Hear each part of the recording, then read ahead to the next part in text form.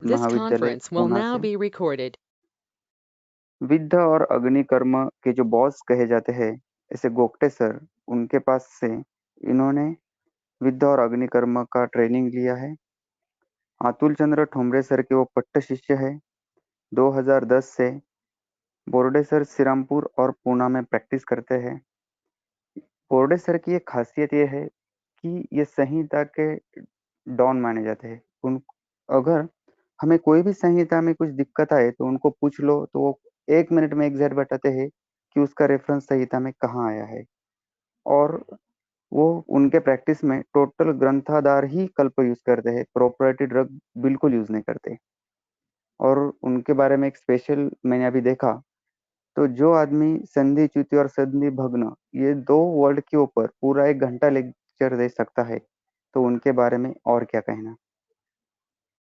Okay, thank you Kawade madam.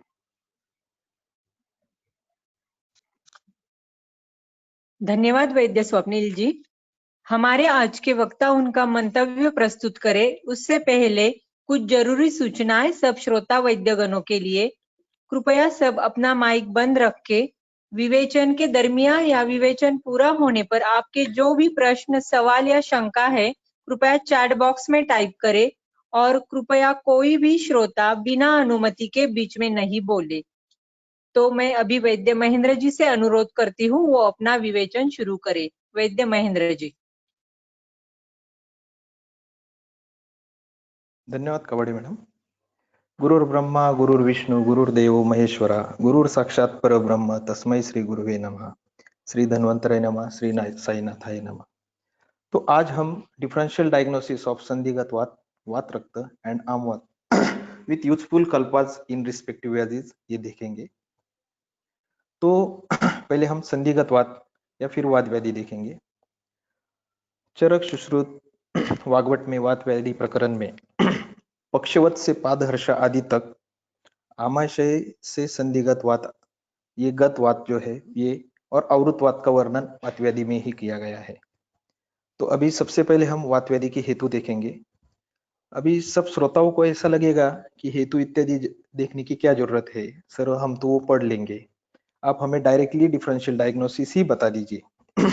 लेकिन इन्हीं हेतु का हम आगे डिफरेंशियल डायग्नोसिस में यूज करने वाले हैं, इसलिए ये सब हेतु हम बहुत ही शॉर्ट में देखेंगे। तो पहले वात व्याधि के हेतु देखेंगे। और इन हेतु का जो है वाग्भट ने कहा भी है, निदानम पूर्व रूपानी रूपानी उपशयस तथा संप्राप्ति स्थिति विज्ञानम, यानी इन निदान पंचक का हमें व्याधि की डायग्नोसिस और ट्रीटमेंट के लिए हमें यूज होता है। तो पहले हम वात व्याधि के सामान्य हेतु देखेंगे। अगर ग्रॉसली इसको डिवाइड कर किया जाए ये सभी हेतु को, तो ये इसमें हम कुछ कैटेगरीज कर सकते हैं। एक तो पहली कैटेगरी रहेगी स्वतंत्र रूप से वात दृष्टि, जो वृक्षादि आहार सेवन से दिखती है। दूसरी में वात गति में बदल दिखता है, वेग उदीरन किया, वेग धारण किया तो वात गति बदलती है। कुछ मानस हेतु दिखते हैं, क्रोध, चिंता आदि वगैरह। कुछ आम दोषज हेतु दिखते हैं, कुछ आघात जन्य हेतु दिखते हैं जैसे मर्माघात, अभिघात, अपसंतन। अपसंतन यानी अश्वादि के ऊपर से गिरना, और आगे चल के हम अवसंतन दिखने वाले हैं यानी अश्वादि को खींचना। साहस, साहस जो राजक्षमा है उसी टाइप से अपने शरीर से ज्यादा काम करना, इस हिसाब से अतिप्लवन, अतिचक्रमण, व्यायाम इत्यादि हेतु दिखते हैं। क्षयज हेतु दिखते हैं जिसमें दोष का क्षय, जिसमें वमनाति का अतियोग हो गया तो भी वात प्रकोप होता है। शुक्रादि का क्षय हो गया या मांस का क्षय होने से कृशता आ गई, या रक्तस्राव होने की वजह से रक्त क्षय होगा, इससे भी वात प्रकोपित होता है। उसके बाद मल, पुरुष अगर शरीर से या मूत्र अगर शरीर से ज्यादा निकला तो भी वात प्रकोप हो सकता है। और इसके साथ ही कुछ और हेतु बताए हैं जैसे रात्रो जागरण, दिवास्वाप, दुख शय्या आसन यानी कठिन आसन के ऊपर बैठना या सोना। Sir next slide.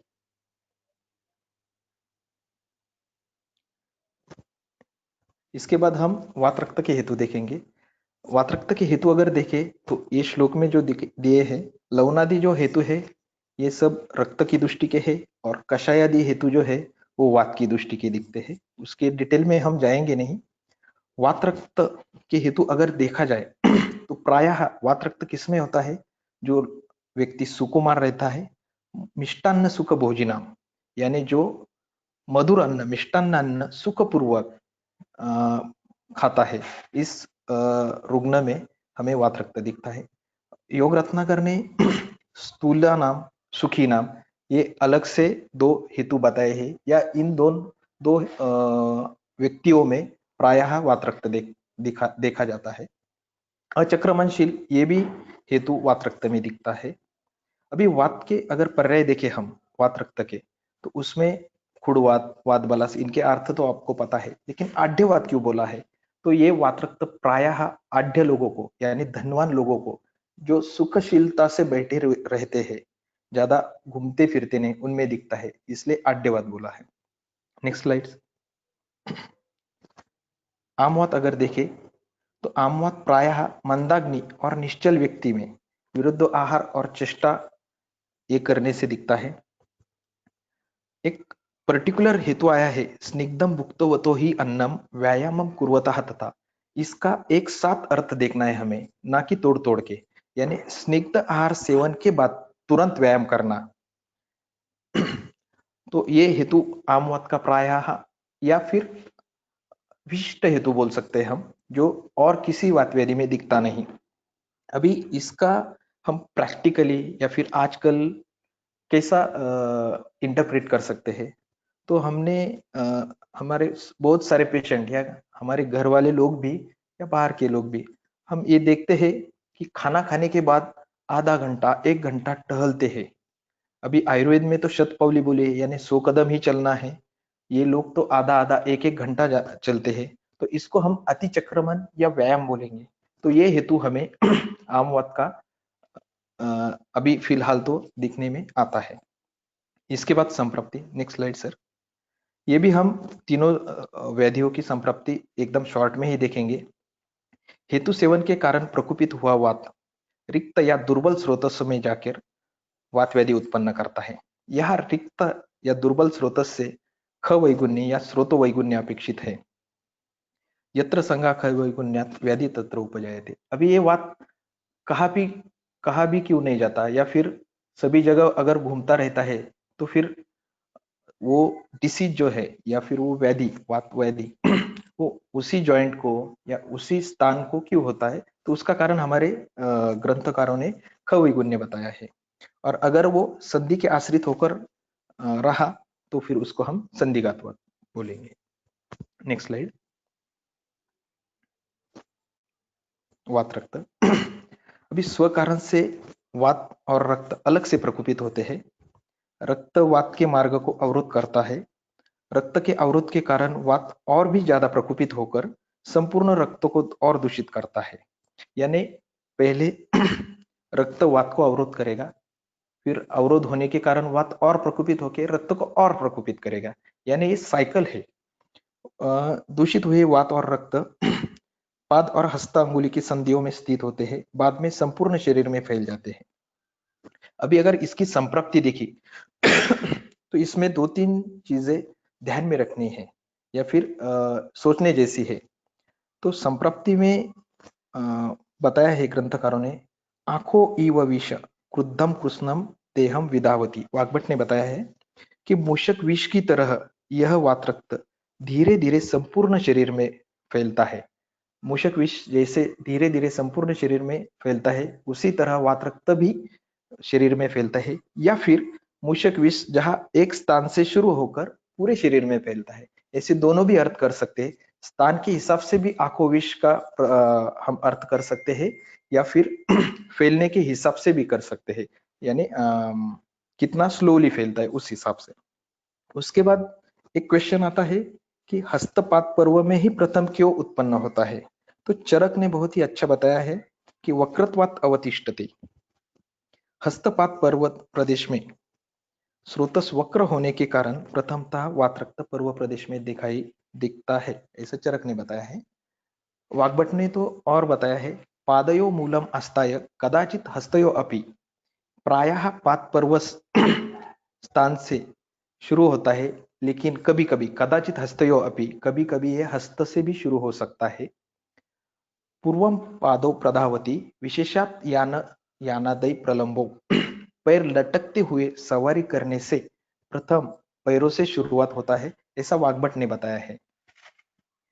सुश्रुत ने हस्तादिगमनम वातरुद्धो विशेषेण रक्तस्य द्रवस्य अधोगमने अपि हेतु। अभी तक हम ऐसा ही सोचते थे कि पैर लटकते रहे फिर वात रक्त हो गया, तो नहीं, ये ग्रंथकारों ने अलग अलग से बताया। उसमें सुश्रुत ने सिर्फ बताया है प्रात प्रलंब, यानी जब पैर लटकते रहते उससे वात भी प्रकोपित होता है और रक्त का जो द्रव भाग है वो नीचे आता है, यानी दोनों भी हेतु हस्तादिगमन यानी प्रात प्रलंब से दिखते हैं। अभी इस पात प्रलंब का हम इस काल में क्या अर्थ करेंगे या फिर कैसे सोचेंगे? तो बहुत बार देखा जाता है कि कुछ लोगों को गाड़ी में बहुत ज्यादा प्रवास करने की ज्यादा प्रवास करना पड़ता है, तो उस टाइम हम प्रात प्रलंब का विचार कर सकते हैं। यानी हेतु में अगर कोई इंसान ज्यादा ट्रैवलिंग कर रहा है तो उसको हम यान या फिर पात प्रलंब ये हेतु सोच के फिर वात रक्त का निदान कर सकते हैं। उसके बाद नेक्स्ट स्लाइड सर। आमवात। अभी आमवात का जो है तो हेतु सेवन से आम उत्पत्ति हो जाएगी। फिर ये जो आम उत्पत्ति होने वाली है ये जो आम है वात जो है ये इस आम को श्लेष्म स्थान में यानी आमाशय संधि इत्यादि स्थान में लेके जाएगा। फिर आमाशयस्थ जो आम है वातादि दोषों से प्रकोपित होकर स्रोतोरोध उत्पन्न करेगा और फिर आमवात की उत्पत्ति हो जाएगी। Next slide sir.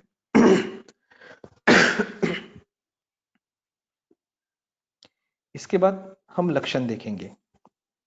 तो अभी तक हमने पहले संधिगत वात, फिर वात रक्त, उसके बाद आमवात, ये सीक्वेंस से दिखा है।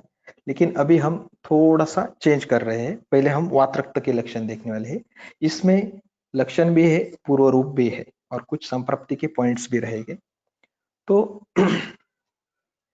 वात रक्त में उत्तन और गंभीर अवस्था ये दोनों के लक्षण हम एक साथ ही देखने वाले हैं।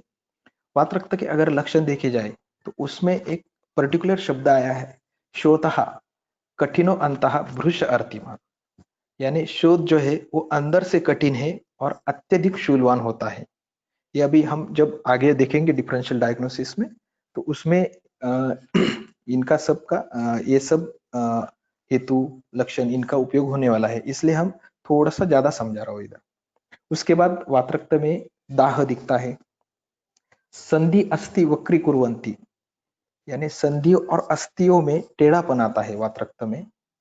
उसमें आगे और एक बताया है स्पर्श अज्ञत्वम, स्पर्श का ज्ञान न होना, या फिर सुप्ति यानी बाधिर्य, स्पर्श का पूरा ज्ञान न होना। उसके बाद क्षते अतिरूप, क्षते अतिरूप क्षत यानी आघात हो जाना या फिर कुछ ना कुछ फट जाना। इसमें हम क्षते अतिरूप का इधर यहाँ जो है वो आघात के बाद शूल वृद्धि होगी ऐसा अर्थ ले रहे हैं। उसके बाद संधि शैथिल्य, लूजनिंग ऑफ जॉइंट्स, जिसे हम संधि लूज हो गई पेशेंट बताता है ऐसा, तो संधि शैथिल्य। अभी एक बहुत ही अच्छा चरक ने भी और वाग्भट ने भी बताया है, जो शूल के बारे में बताया है, संधिषु रुक भूत्वा भूत्वा नश्यति, या वाग्भट ने बताया है भूत्वा भूत्वा प्रणश्यति पुनः आविर्भवन्ति च, यानी कुछ दिन के बाद या फिर कुछ देर के बाद शूल वेदना शुरू होती है और कुछ देर के बाद दिन के बाद वेदना या शूल ये शांत होता है। रुक भूत्वा भूत्वा नश्यति पुनः आविर्भवन्ति च। इसके साथ आलस्य, अंगसाद, जो कुष्ठ के पूर्व रूप में कुछ लक्षण आए हैं या पूर्व रूप आए हैं, वैसे स्वेद, अत्यधिक आना या फिर न आना, ये भी पूर्व रूप में दिखाई देते हैं। अभी वात रक्त की चिकित्सा में अगर देखा जाए तो जब चिकित्सा देखते हैं, अभी चिकित्सा हम आगे देखने वाले, लेकिन चिकित्सा में रक्तमोक्षण का उल्लेख आया है तो उधर एक लक्षण आया है वात रक्त की चिकित्सा में रक्तमोक्षण कब करना है, ये इसके इंडिकेशन बताते वक्त ग्रंथकारों ने एक लक्षण बताया है, एक इंडिकेशन बताया है देशात देशम व्रजत, जो चरक ने बताया है और वाग्भट ने बताया है देशात देशांतरम व्रजत, यानी जो वात्रक्त जिसकी वेदना एक स्थान से दूसरे स्थान पर जाती है, जिसे हम संचारी वेदना भी कह सकते हैं। अभी तक संचारी वेदना और आमवात यही हमारा एक रूल था, या फिर संचारी वेदना दिखी तो हम आमवात बोलेंगे, ऐसा अभी तक हम सोचते थे। लेकिन नहीं, ग्रंथ ने देशात देशम व्रजत या रक्तमोक्षण के योग्य जो रुग्ण बताया है, उसमें बताया है जिस रुग्ण की वेदना एक स्थान से दूसरे स्थान पर जाती हो उसमें रक्तमोक्षण करना चाहिए। यानी एक स्थान से दूसरे स्थान पर जाने वाली वेदना वात रक्त में दिखती है। रक्तमोक्षण का उल्लेख आया ही है तो एक बात मैं और बताना चाहता हूँ। रक्तमोक्षण जो है वात-रक्त में, वो स्नेहपूर्वक और थोड़ा थोड़ा ही करना ऐसा बोला है। बार बार कर सकते हैं लेकिन थोड़ा थोड़ा करना चाहिए। इसका कारण क्या है? तो अगर ज्यादा किया तो वात प्रकोप हो सकता है, इसलिए हमें रक्तमोक्षण जो है वो थोड़ा थोड़ा और बार बार करना है। Next slide sir.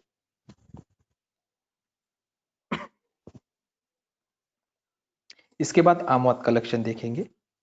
आमवात में सभी को पता है अंगमर्द, रुचि, तृष्णा, आलस्य, गौरव, ज्वरा, ये सब लक्षण है। उसके बाद संधिशूल है। इधर देखा जाए तो ये जो संधिशूल है वो वृश्चिक दंशवत बोला है। अभी वातरक्त और आमवात दोनों की जगह, एक जगह वृश्चिक बोला है, दूसरी जगह आशु बोला है। तो ये जो वृश्चिक दंशवत है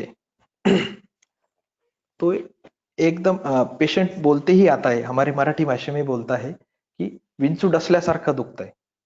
ये जो शूल है वो वृश्चिक दंशवत दिखता है। और आंखों जो बोला है, आंखों विश्वत जो वातरक्त में है, वो शूल के बारे में नहीं तो उसके प्रसरणशील के बारे में, यानी कैसे फैलता है, कितनी स्लोली फैलता है वो दिखाने के लिए। और इधर दंश जो है, वेदना जो है वो दिखाने के लिए वृश्चिक बोला है।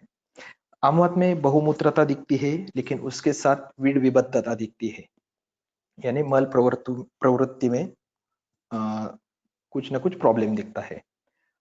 योग रत्नाकर ने तो अपक्वम सृजते अन्नम ये भी बोला है, यानी अपक्व मल अपक्व अन्न के साथ मल त्याग करता है। ये लक्षण हमें ग्रहणी में भी दिखता है। अभी देखा जाए तो ग्रहणी और आमवात ये दोनों भी आम जन्य है, इसीलिए वो दोनों लक्षण दिखते हैं, अपक्व अन्न युक्त मल प्रवर्तन। इसके बाद प्रसेक दिखता है, लालास्राव रहता है लेकिन तृष्णा भी रहती है। अग्निमांद्य के तो लक्षण दिखते ही है।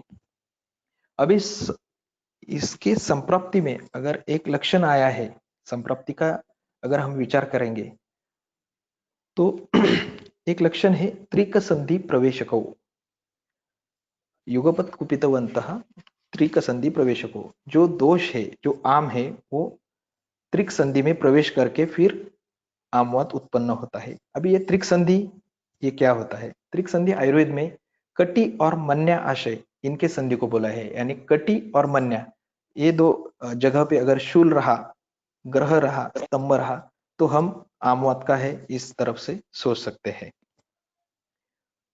संचारी वेदना, जो हम सभी को पता है, आमवात और संचारी वेदना एक समीकरण ही बन गया है।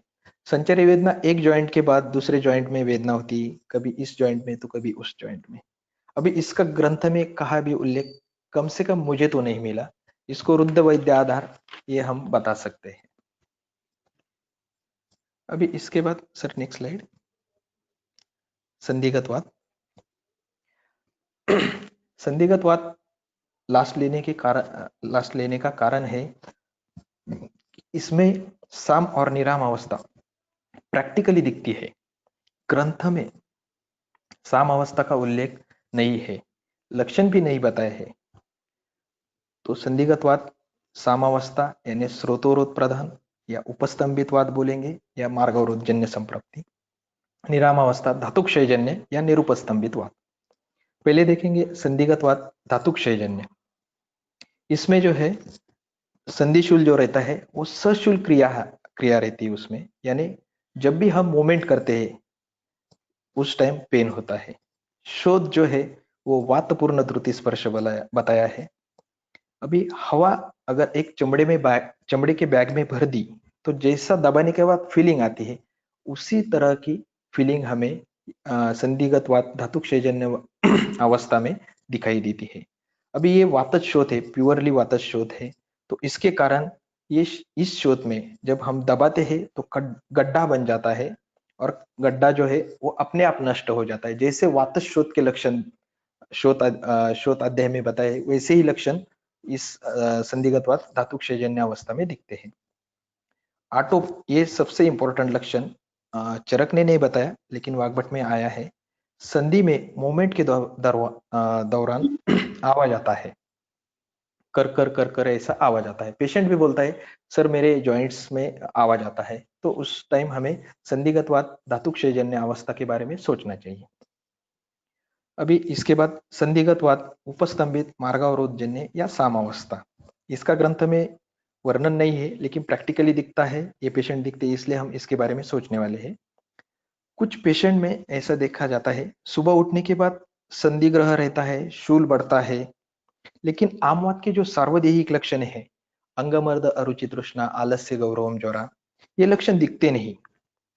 यानी कि आम तो रहता है लेकिन स्थानिक लक्षण है, यानी संधिगत सामावस्था हमें इस पेशेंट में दिखती है, ऐसा सोचेंगे। इसके बाद और क्या, और कैसे हम बोल सकते हैं कि ऐसी सामावस्था की अवस्था के बारे में हमें सोचना चाहिए। तो योग रत्नाकर, भैषज रत्नावली ये अगर ये ग्रंथ देखे तो इनके वातव्याधि कल्प में हमें जो कल्प दिखते हैं प्रायः दो प्रकार के दिखते हैं। एक संतर्पण करने वाले बल्य कल्प, जैसे बृहत्वात चिंतामणि हो गए, त्रयोदशांगुगुण हो गए, और दूसरे जो है वो उष्ण तीक्ष्ण पाचक कल्प है, महावात विध्वंस, एकांगवीर, त्रैलोक्य चिंतामणि वगैरह। उदाहरण के तौर पर हम एक गुगुल लेंगे, एक यानी दो, एक सामावस्था और निरामावस्था देखने के हिसाब से, रासनादि गुगुल और त्रयोदशांग गुगुल। रासनादि गुगुल के अगर कंटेंट देखें तो रासना, देवदार, शुंठी आदि उष्ण तीक्ष्ण द्रव्य है, और त्रयोदशांग गुगुल के अश्वगंधा, शतवरी, बुब्बुल साल, वुक्षुर आदि ये बृहन बल्य द्रव्य है। रासनादि गुगुल के अगर कंटेंट देखें तो ये पाचन करता है, यानी मार्गावरोधजन्य संप्राप्ति में ये चलेगा, और त्रयोदशांग गुगुल जो है वो संतर्पण करने वाला है, इसलिए धातुक्षयजन्य अवस्था में दिखेगा। यानी कि रासनादि गुगुल, महावात विध्वंस, एकांगवीर ये उष्णकल्प आम अवस्था में प्रयुक्त किए जाते हैं, आम अवस्था में यूज कर सकते हैं, तो ये आमवात में चलेंगे, ये शंका हमें उपस्थित होगी, क्योंकि अगर आम अवस्था में चल रहे हैं तो फिर हम आमवात में यूज कर सकेंगे, ऐसा हमें लग सकता है। अगर इन ग्रंथों को हम ठीक से देखें तो आमवात में इन्हीं ग्रंथों ने सिंहनाद और योगराज आदि कल्प बताए हैं। रासनादि गुगुल वगैरह ये जो है महावात विद्वान से पाचक होते हुए भी ग्रंथ ने वातव्याधि में बताए हैं। आमवात के लिए योगराज और वातव्याधि, सामावस्था के लिए रासनादि गुगुल ये बताए हैं। तो इससे हमें पता चलता है कि ग्रंथकारों को भी अपेक्षित है कि आमवात के लिए अलग कल्प और संधिगत वात के में जो उष्ण तीक्ष्ण कल्प है वो सामावस्था के हिसाब से है। अब तक का सब विवेचन देखेंगे तो हमें यह कह सकते हैं कि रासनादि गुगुल आदि ये कल्प वात अधिकार में आए हैं और आम पाचक है, तो ये संधिगत वात सामावस्था में उपयोगी होंगे। अब नेक्स्ट क्वेश्चन आएगा कि आम ये आम संधि में आता कहाँ से है। इसके लिए अभी हमें थोड़ी से आम के बारे में सोचना पड़ेगा, थोड़ा सा लेंदी लगेगा, लेकिन ये थोड़ा सा एक्सप्लेन करने की जरूरत है, क्योंकि प्रैक्टिकली ये पेशेंट दिखते हैं लेकिन ग्रंथ में कहा भी सामावस्था का वर्णन नहीं आया है।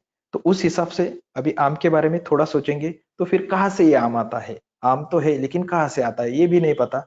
अगर पेट से है तो फिर आमवात है, फिर ये संधि में कहाँ से आया, ये क्वेश्चन किसी को भी आ सकता है। तो आमोत्पत्ति के हम एक कारण देखेंगे। आमोत्पत्ति का कारण जो है या तो जठराग्नि मांद्य से होगा जो आमवात में दिखता है। उसके बाद दोष समूर्छना में, यानी दो दोष एक साथ आ गए तो उससे भी आम उत्पत्ति होती है। ये थोड़ा ज्यादा गंभीर स्वरूप का आम रहता है। उसका उदाहरण कोद्रव और जल एक साथ आए तो जैसे विष उत्पन्न होता है वैसे ही दो दोष एक साथ आए तो आम निर्माण होता है, ऐसा वाग्भट ने बताया है।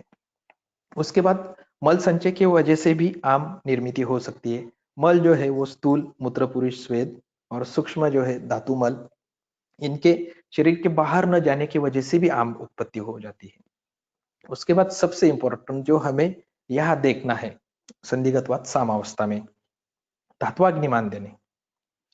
अभी डल्लन जो है सुश्रुत के टीकाकार, उन्होंने जो मेदोरोग की संप्राप्ति बताई है उसमें अगर देखा जाए तो मेदस्वी पुरुष में जाठराग्नि तीव्र होता है, यानी मंद वगैरह नहीं, अच्छा रहता है, तीव्र रहता है, फिर भी उसमें आम निर्मित होता है। इसका क्या कारण हो सकता है? अगर हम नॉर्मली सोचेंगे कि अगर जठराग्नि अच्छा है, अग्नि मांद्य नहीं है, अग्नि तीक्ष्ण अच्छा है, तो फिर आम निर्मित होगी ही नहीं। लेकिन अगर मेदोरोग की संप्राप्ति देखें तो मेदोरोग के पेशेंट में अग्नि तो अच्छा रहता है लेकिन फिर भी आम की उत्पत्ति होती है। उस टाइम डल्लनाचार्य ने उस आम निर्मिति का कारण धात्वाग्नि मांद्य बताया है। यानी आम निर्मिति के लिए जैसे जठराग्नि मांद्य है जो आमवत में बोलेंगे, वैसे धात्वाग्नि मांद्य संदिग्धवाद सामावस्था में देखा जा सकता है। अभी संदिग्धवाद सामावस्था उत्पत्ति के लिए हमें सभी धात्वाग्नि का विचार करना पड़ेगा, सभी धात्वाग्नि मांद्य का विचार करना पड़ेगा। तो ऐसा क्यों? अभी संधि का अगर विचार करेंगे उसमें रस धातु का क्या कार्य है? रस का जो मल है कफ, और कफ का एक प्रकार है श्लेषक कफ, वो संधि में रहता है। रक्त का जो उपधातु बताया है सिरा और कंडरा, उसका भी संधि के साथ संबंध है। मांस धातु संधि के आवरण के लिए उपयुक्त है। मेद धातु स्नायु, जो मेद धातु का उपधातु बताया है वो भी संधि में डायरेक्टली इन्वॉल्व रहता है। अस्थि की तो डायरेक्टली इन्वॉल्वमेंट दिखती ही है। और मज्जा मज्जा व स्रोतस का जो मूल स्थान बताया है अस्थि और संधि, यानी सभी धातुओं का, शुक्र इसमें इन्वॉल्व नहीं किया है, बाकी सभी 6 धातुओं का संधि से संबंध है। किसी भी धात्वाग्नि मांद्य से संधि में आम निर्मिति हो सकती है, लेकिन अस्थि और मज्जा का ज्यादा सहभाग या विचार करना पड़ता है। अभी तक जो संदिग्धवाद की सामावस्था की उत्पत्ति के बारे में कारण मीमांसा बताई है वो इतनी ध्यान में नहीं आई होगी, तो भी हम ऐसा डायग्नोसिस करते हैं संदिग्धवाद सामावस्था, इतना ही ध्यान में रखिए, क्योंकि आगे हमें व्याधि की चिकित्सा करते वक्त लक्षणों का ही ज्यादा जरूरत पड़ती है। एक सिंपल पॉइंट ध्यान में रख सकते हैं, धातु अग्नि मांद्य से संदिग्धवाद सामावस्था और जठराग्नि मांद्य से आमवात ये दिखता है, ऐसा सोच सकते हैं। अभी सब ग्रंथोक्त पार्ट हो गया। अभी सबको जिसका सबसे ज्यादा बेसब्री से इंतजार है वो डिफरेंशियल डायग्नोसिस हम देखेंगे। Sir next slide.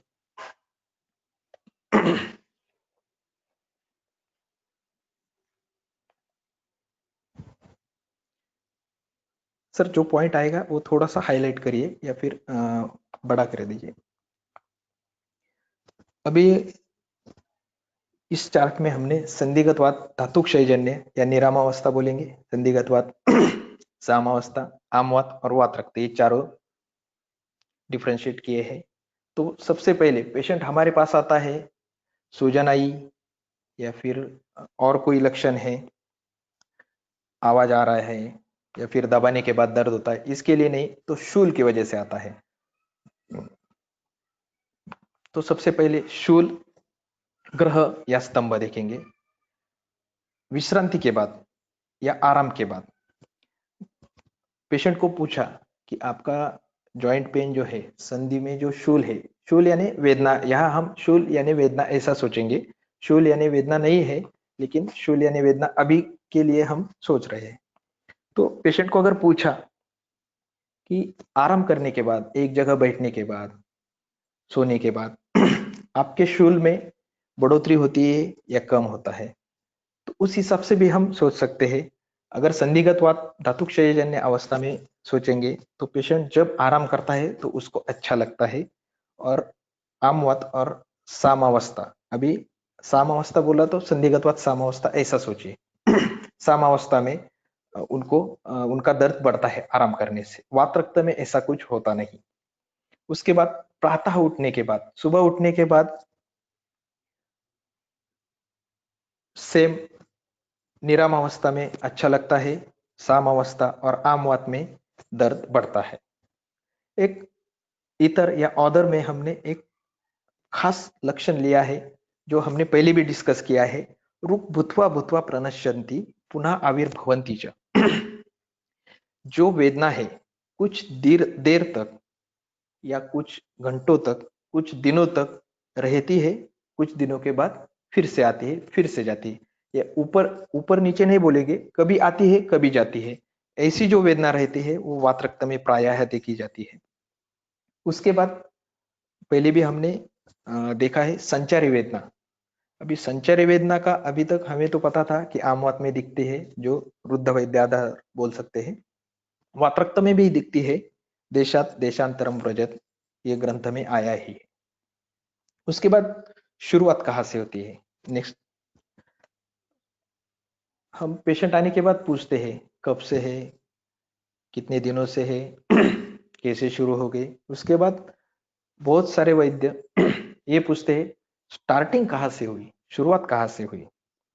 तो अगर संप्राप्ति देखें वात रक्त की, सबसे लास्ट में जाएंगे वात रक्त में, कि हस्त और पाद पर्व से उसकी स्टार्टिंग रहती है।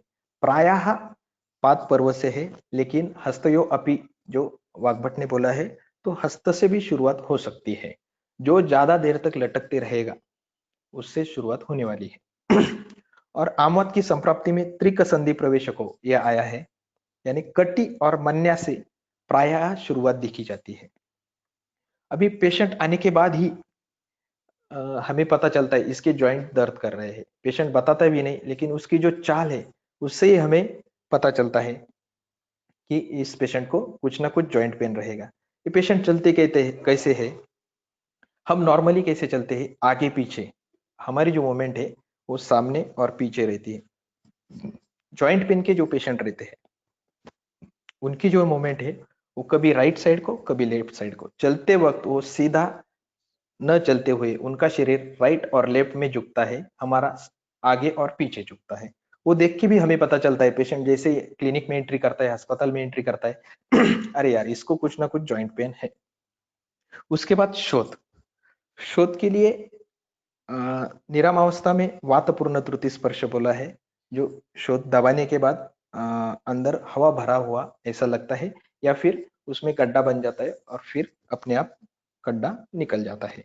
और वात रक्त का शोथ अगर हमने दबाया तो कठिनो अंतः, अंदर से कठिन है, कुछ तो कड़क है अंदर, कुछ तो अंदर है ऐसा लगता है, न कि वो हड्डी रहेगी या फिर अस्थि रहेगी, वो अंदर से कुछ ना कुछ गाढ़ा है ऐसा फील आता है। उसके बाद स्पर्श, अगर स्पर्श हम करेंगे तो स्पर्श करते वक्त हमें ध्यान में इतना रखना है कि हमारा जो तल हाथ है उसके यानी उससे स्पर्श न करते हुए पिछले साइड से हमें स्पर्श करना है। तो निरामावस्था में कुछ स्पर्श दिखता नहीं, उष्ण या शीत। सामावस्था और आमवात में आम होने की वजह से, स्थानिक आम होने की वजह से उष्ण स्पर्श दिखता है, और वात रक्त में उष्ण स्पर्श दिखता है। कभी कभी पेशेंट को हाथ लगाया तो भी समझता नहीं, पेशेंट बोलता है सर आपने हाथ लगाया, लेकिन समझ में नहीं आ रहा आपने हाथ लगाया या नहीं। तो स्पर्श आज्ञत्व बोलेंगे उसको, या फिर सुप्ति बोलेंगे, या बाधिर्य बोल सकते हैं। उसके बाद दबाने के बाद, अभी पेशेंट अब चेक कर रहे हैं, फिर दबाने के बाद कुछ पेशेंट बोलते हैं अरे अच्छा लगा, कुछ बोलते हैं नहीं अच्छा नहीं लगा। तो जैसे ही हम उसका घुटना घोटा जो भी ज्वाइंट है वो दबाएंगे तो उसको अच्छा लगा, तो पीड़नोत्तर अगर उपशम आया तो धातु क्षयजन्य या निरामावस्था के बारे में सोचेंगे, और अनुपशम आया यानी अच्छा नहीं लगा तो फिर हम सामावस्था और आमात के बारे में सोचेंगे। वात रक्त में भी क्षते अतिरुक आया है, इसको अच्छा भी नहीं लगेगा या फिर दर्द और बढ़ेगा दबाने के बाद। ऐसा क्षते अतिरुक का मतलब हम निकाल सकते हैं। उसके बाद ध्वनि, बहुत सारे पेशेंट बोलते हैं सर मेरे घुटनों में, जॉइंट में कर कर कर कर ये आवाज आता है, ये धातुक्षयजन्य संधिगत वात में ही दिखाई देता है। उसके बाद संधि संख्या ग्रंथ में कहा आया नहीं है कि कितने जॉइंट्स इन्वॉल्व रहेंगे, लेकिन प्रायः जो प्रैक्टिस में हम देखते हैं 1+2+ ये जो लिखा है, संधिगत वात में प्रायः 1 या 2 ही संधि रहते हैं, इससे ज्यादा नहीं। निरामावस्था, धातुक्षयजन्य अवस्था और वात रक्त में थोड़े ज्यादा संधि रहते हैं और आमवात में संधि की इन्वॉल्वमेंट बहुत ही ज्यादा रहती है। उसके बाद सार्वदेहिक लक्षण अंगमर्द या फिर ज्वर, ये दोनों भी अंगमर्द या ज्वर ये सिर्फ आम वात और वात रक्त में ही दिखाई देते हैं। संधिगत वात सामावस्था और निरामावस्था दोनों में दिखाई नहीं देते। इसके बाद ये सब हो गए हमारे क्वेश्चंस या फिर हमारे एग्जामिनेशन। इसके बाद हम डायग्नोसिस के लिए और क्या कर सकते हैं ओपीडी बेसिस पे, और फास्ट भी कम समय में हमें डायग्नोसिस तक जाना है, इस हिसाब से क्या कर सकते हैं। तो स्थानिक कर्म देखेंगे, उसमें पहले स्नेहन। तो संधिगत वात धातुक्षयजन्य इसमें स्नेहन करने से, तेल वगैरह लगाने से उपशम दिखता है, और सामावस्था और आमवात में अनुपशय दिखता है। वात रक्त में ऐसा कुछ बताया नहीं है, लेकिन पिंड तेल वगैरह ऐसा आया है। उसके बाद स्वेदन धातुक्षयजन्य संधिगत वात में स्निग्ध पूर्वक ही स्वेदन बोला है, यानी कुछ ना कुछ तेल वगैरह लगा के या घी लगा के उसके बाद ही नाड़ी वगैरह ये स्वेद करना है। लेकिन सामावस्था और आमवात ये दोनों में जो स्वेदन बताया है वो रुक्ष बताया है, यानी वालुका पोर्टलिस जो बताया है वालुका पोर्टलिस से ही स्वेदन करना है। अगर स्निग्ध स्वेद किया तो फिर उसकी वेदना बढ़ने वाली है। और वात रक्त में तो डायरेक्ट स्वेदन वर्ज्य ही बताया है, क्योंकि उधर डायरेक्टली रक्त की इन्वॉल्वमेंट दिखती है। उसके बाद लेपन या मर्दन, ये ग्रंथ में नहीं आया है, लेकिन प्रैक्टिकली मेरे सर भी करते थे और मैं भी करता हूँ। अदरक रस मर्दन, अदरक छोटा सा टुकड़ा लेके उसको पानी में भिगो के उसका रस निकाल के थोड़ा गर्म करके वो जॉइंट पे लगाने के लिए बोलते हैं। उससे अगर उपशम दिखा, अदरक रस मर्दन से उपशम दिखा तो सामावस्था या आमवात बोलेंगे। अगर उससे उपशम नहीं दिखा यानी दर्द बढ़ा तो उसे धातुक्षयजन्य या फिर वात रक्त में देखेंगे। तो ऐसा होता क्यों है, जो अदरक रस है वो उष्ण तीक्ष्ण है, अगर अंदर आम रहा तो आम पाचन के लिए जाएगा यानी जॉइंट में, बाकी के स्ट्रक्चर के ऊपर जाएगा नहीं, इसलिए उससे जलन होगी नहीं। और बाकी के दो धातुक्षयजन्य में और वात रक्त में जलन होती है, दर्द बढ़ता है। उसके बाद अग्निकर्म, अग्निकर्म किया स्थानीय, तो उसमें अग्निकर्म जो है वो सुवर्ण शलाका का अग्निकर्म यही इधर अपेक्षित है। तो इससे वात रक्त छोड़ के बाकी सभी में अग्निकर्म से उपशम दिखता है। वात रक्त में उपशम क्यों नहीं दिखता, तो सुवर्ण शलाका का अग्निकर्म हम रुक्ष स्वेद इस हिसाब से उसके बारे में सोच सकते हैं। उसके बाद आया है विद्ध और रक्तमोक्षण। अभी विद्ध और रक्तमोक्षण में थोड़ा सा सोचने जैसी चीज है, वो मैं बताता हूँ आपको। दोनों भी हमें ऐसा लगेगा अरे विद्ध और रक्तमोक्षण एक ही है, तो फिर दोनों से या तो उपशय आएगा या अनुपशय आएगा, लेकिन नहीं, इसमें भी थोड़ी ट्रिक है। तो विद्ध करने के बाद संधिगत वात धातुक्षयजन्य या निराम अवस्था में उपशम दिखता है और वात रक्त में भी उपशम दिखता है। दोनों में वात के निकल जाने की वजह से उपशम दिखता है, और सामावस्था और आमवात में कुछ भी फर्क नहीं दिखता, यानी पेशेंट को कुछ भी फायदा नहीं दिखता।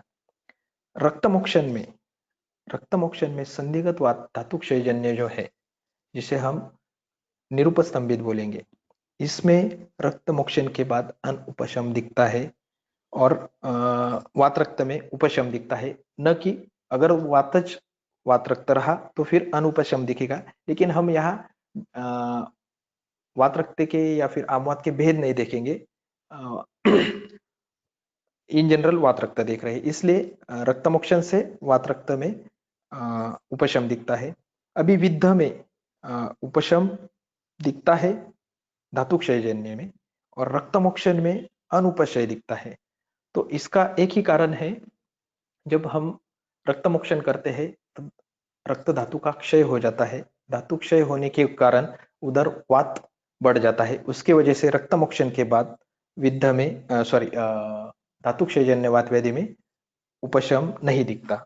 और विद्ध में क्या होता है, तो हम जो 26 number half inch insulin needle जो यूज करते हैं, वो विद्ध करने के बाद उसमें से अवरुद्ध जो वात है या फिर वात जो है वो ही प्रायः निकलता है, न कि रक्त। और रक्त अगर निकला भी तो इतना थोड़ा होता है, वात निकलने की वजह से पेशेंट को तुरंत आराम दिखता है। इसलिए वेदन के बाद उपशम दिखता है धातुक्षय में, और रक्तमोक्षण के बाद अनुपक्षय दिखता है। इसके बाद विशिष्ट लक्षण देखेंगे तो हर किसी को अपने घर में, बूढ़े बच्चे सभी लोग दिखाई देते होंगे कि कभी भी बोलते हैं शाम को कि हाथ पैर दबाओ, हाथ पैरों की जॉइंट्स दबाओ। तो जैसे ही वो बोलेंगे तो उस टाइम हमें धातुक्षयजन्य का विचार आना चाहिए। जैसे ही जॉइंट्स दबाने के बाद अगर अच्छा लग रहा है, इसीलिए वो हमें बार बार बताते हैं कि मेरे जॉइंट्स दबा दो, पीठ दबा दो, कमर दबा दो।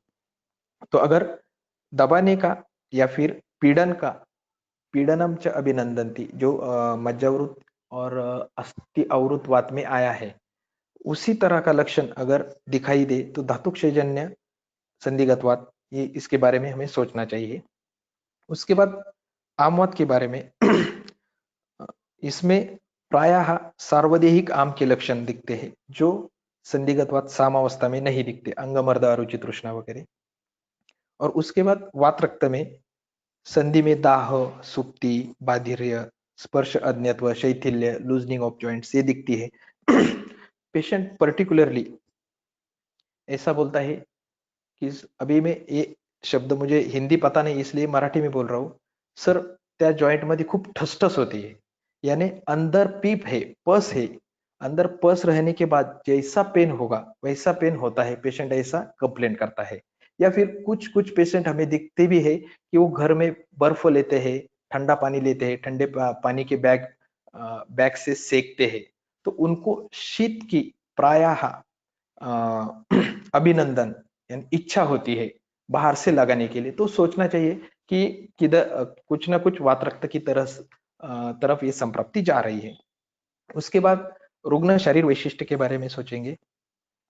कुछ पर्टिकुलर शब्द आए हैं, मंदाग्नि और निश्चल रुग्ण में आमवात दिखता है।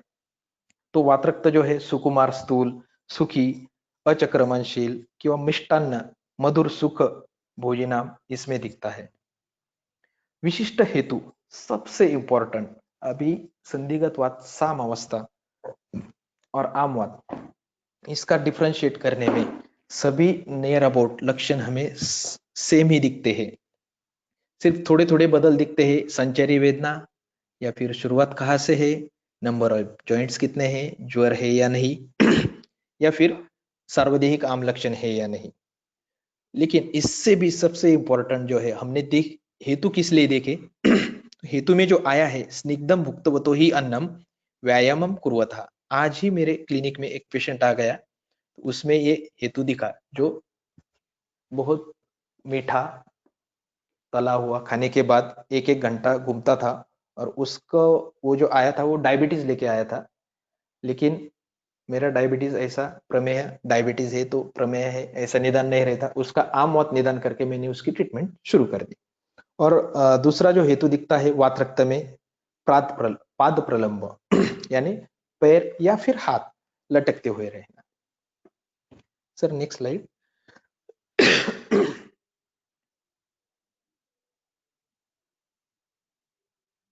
मको ना सर, नेक्स्ट स्लाइड।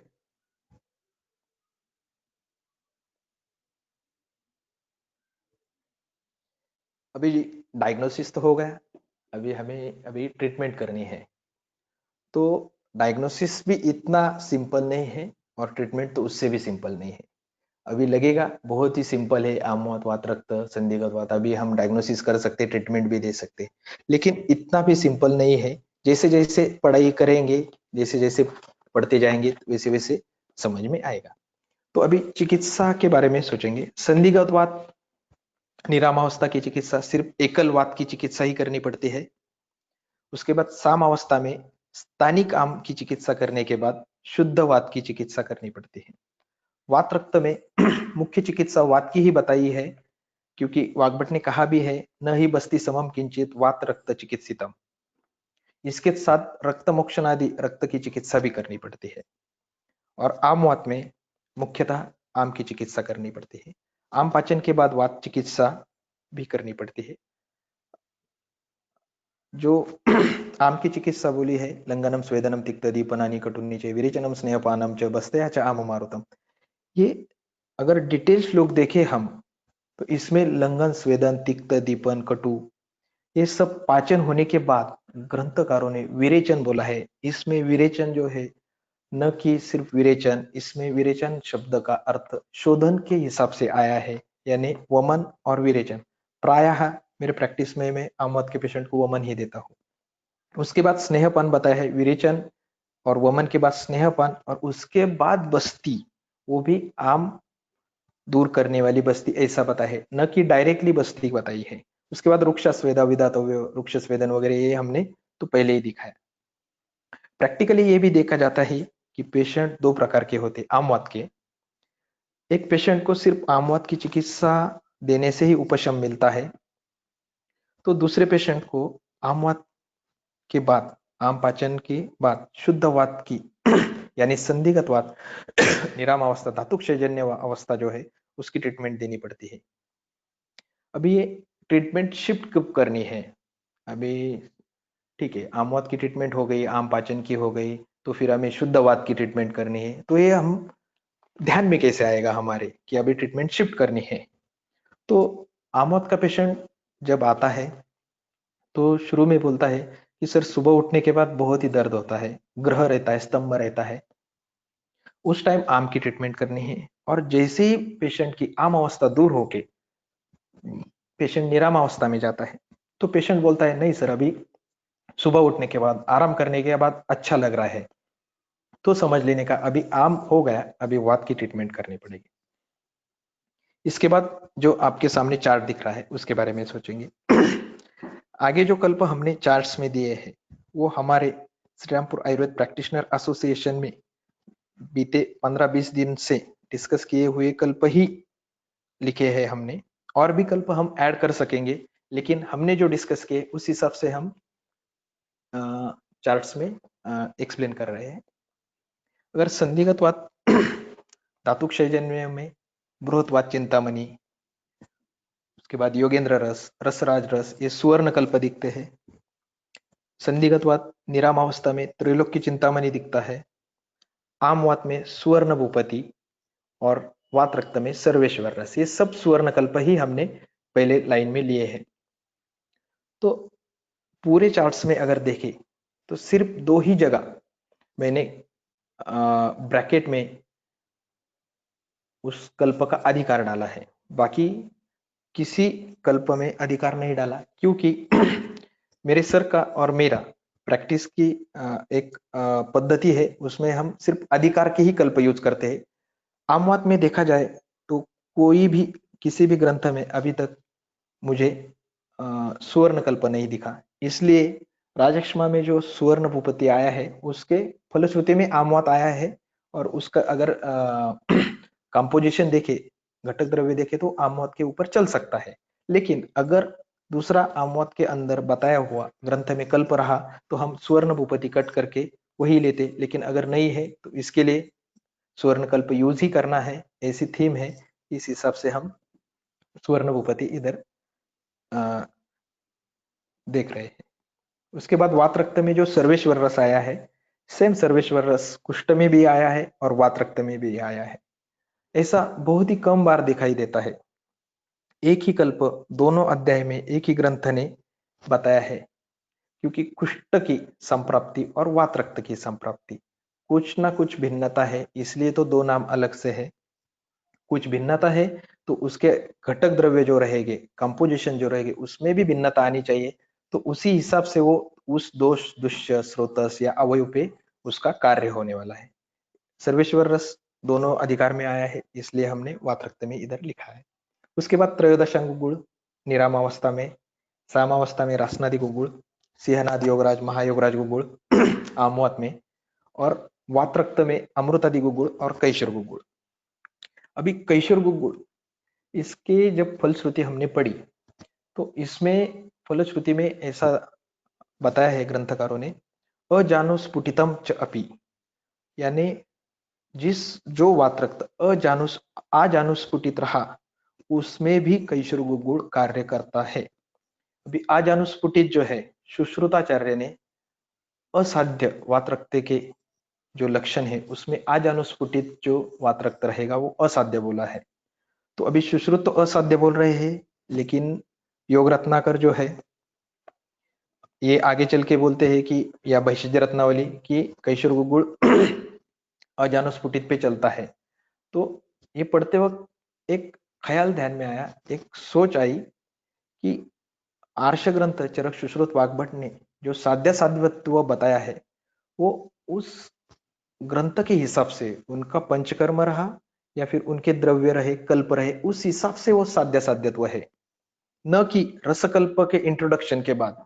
अभी तक हम ऐसा ही सोचते हैं कि नहीं बाबा अजानुस्फुटित है वातरक्त तो यह असाध्य है, लेकिन जो नए ग्रंथ है भैषज रत्नावली, योग रत्नाकर, शारंगधर, इन्होंने अगर अजानुस्फुटित वातरक्त में कैशोर गुण काम करता है ऐसा लिखा है, तो हमें जो वैधि के साध्य साध्यत्व है उनका जो साध्य साध्यत्व है वो रिव्यू करने की जरूरत है, ऐसा लगता है। उसके बाद चूर्ण या फिर गुटीवटी देखेंगे। महावत विध्वंस, एकांगवीर, वाद गजांकुश ये सामावस्था में, और आमवात में अजमोदादि चूर्ण और वैश्वानर चूर्ण। अभी मेरे प्रैक्टिस के शुरुआत का एक मैं किस्सा बताता हूँ। हमारे सर महावत विध्वंस और एकांगवीर एक साथ ही यूज करते थे। वाद गजांकुश भी उनके पास रहता था, कभी वाद गजांकुश, कभी एकांगवीर, कभी महावात विध्वंस, कभी कभी मिक्सिंग। तो सर के पास है इसलिए मेरे पास भी ये तीनों कल्प है। तो महावात विध्वंस और एकांगवीर मेरे सबसे चहेते कल्प मैं यूज करता था। कभी कभार महावात विध्वंस नहीं रहा तो मैं वाद गजांकुश यूज करता था।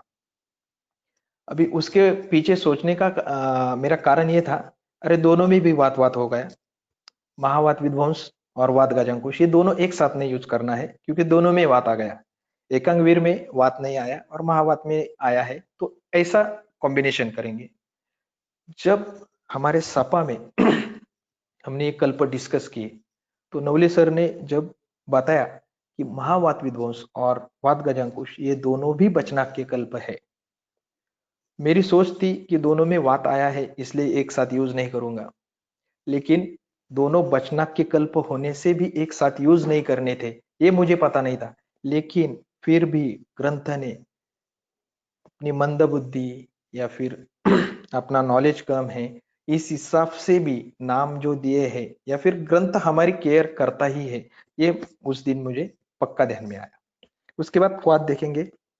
रासना सप्तक क्वाद, महारासनादि क्वाद, संधिगत सामावस्था में और आमवात दोनों भी भैषज रत्नावली में और शारंगधर में रासना सप्तक और महारासनादि दोनों भी आए हैं, संधिगत में और आमवात में। इसमें एक प्रोप्राइटरी कल्प है आमवातरी कषाय, हमारे मकवाना सर का बहुत ही चहेता कल्प है, इसलिए मैंने इधर इंक्लूड किया है। लेकिन मेरी प्रैक्टिस में मैं पेटेंट कल्प यूज नहीं करता, लेकिन सर का बहुत ही चहिता कल्प है इसलिए मैंने इंक्लूड किया है, और गंधर्वास्त्यादि क्वात। उसके बाद अमृतादि क्वात वातरक्त में बताया है, एकदम सिंपल है, अमृता, शुंठ और धान्य की तीनों ही चीजें है, इसलिए अमृतादि क्वात। मेरे प्रैक्टिस में मैं क्वात जो है उसके चूर्ण स्वरूप में यूज करता हूँ, पेशेंट को देने में और लेने में भी सिंपल हो जाए इस हिसाब से। उसके बाद तेल देखेंगे। धातुक्षयजन्य में बाला तेल, नारायण तेल, धन्वंतर तेल और महाराज प्रसरणी तेल। सामावस्था में विषगर्भ तेल, रसोन तेल, प्रसारणी तेल। आमवात में विषगर्भ तेल, सहचरादि तेल, प्रसारणी तेल और वातरक्त में पिंड तेल। अभी ठीक से देखा जाए, मकवाना सर वो प्रसरणी तेल को थोड़ा बड़ा करना है। अभी प्रसरणी तेल जो है सामावस्था में और आमवात दोनों में आया है, लेकिन अगर उसके कंटेंट देखें तो हमें एक पता चलता है कि आमवात वाला जो प्रसरणी तेल है वो एरंड तेल में बनाया है, क्योंकि आमवात में तेल में एरंड तेल श्रेष्ठ बोला है। और संदिग्धवात सामावस्था में जो प्रसरणी तेल है वो दधि कांजी शुद्धि के साथ तिल तेल में बनाया है, क्योंकि एकांतिक वात में तिल तेल श्रेष्ठ है। उसके बाद घृत देखेंगे। धातु क्षयजन्य में अश्वगंधा घृत, सामावस्था में इंदुकांत, आमवात में शुंठी और वात्रक्त में शतावरी, गुड़ुची और सुकुमार घृत। ये ज्यादा से ज्यादा घृत हमने एकेरी ही लिए हैं, बनाने में भी सिंपल है और कॉस्टिंग भी कम रहती है। उसके बाद एकेरी चूर्ण, धातु क्षयजन्य में बला और अश्वगंधा,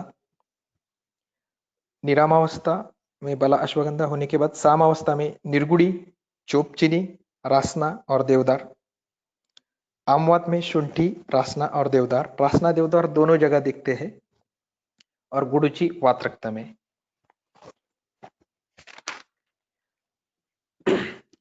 कभी कभी इतना पढ़ने के बाद, अभ्यास करने के बाद भी निदान नहीं होता, क्योंकि या तो व्याधि गुडलिंग रहता है या फिर हमारे ज्ञान की वजह से वो गुडलिंग हो जाता है।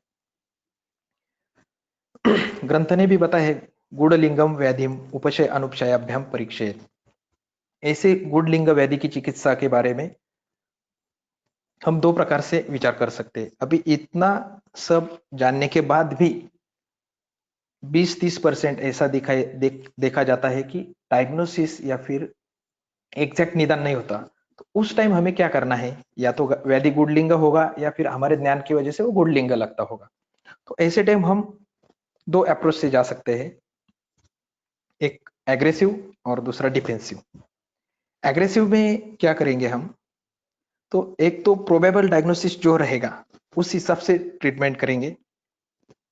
नहीं, अगर प्रोबेबल डायग्नोसिस के हिसाब से भी नहीं करनी मुझे, या फिर डायग्नोसिस ही मुझे समझ में नहीं आ रहा, बिल्कुल भी नहीं आ रहा है, प्रोबेबल भी नहीं हो रहा, तो उस वक्त हम आमवात की चिकित्सा से शुरुआत कर सकते हैं।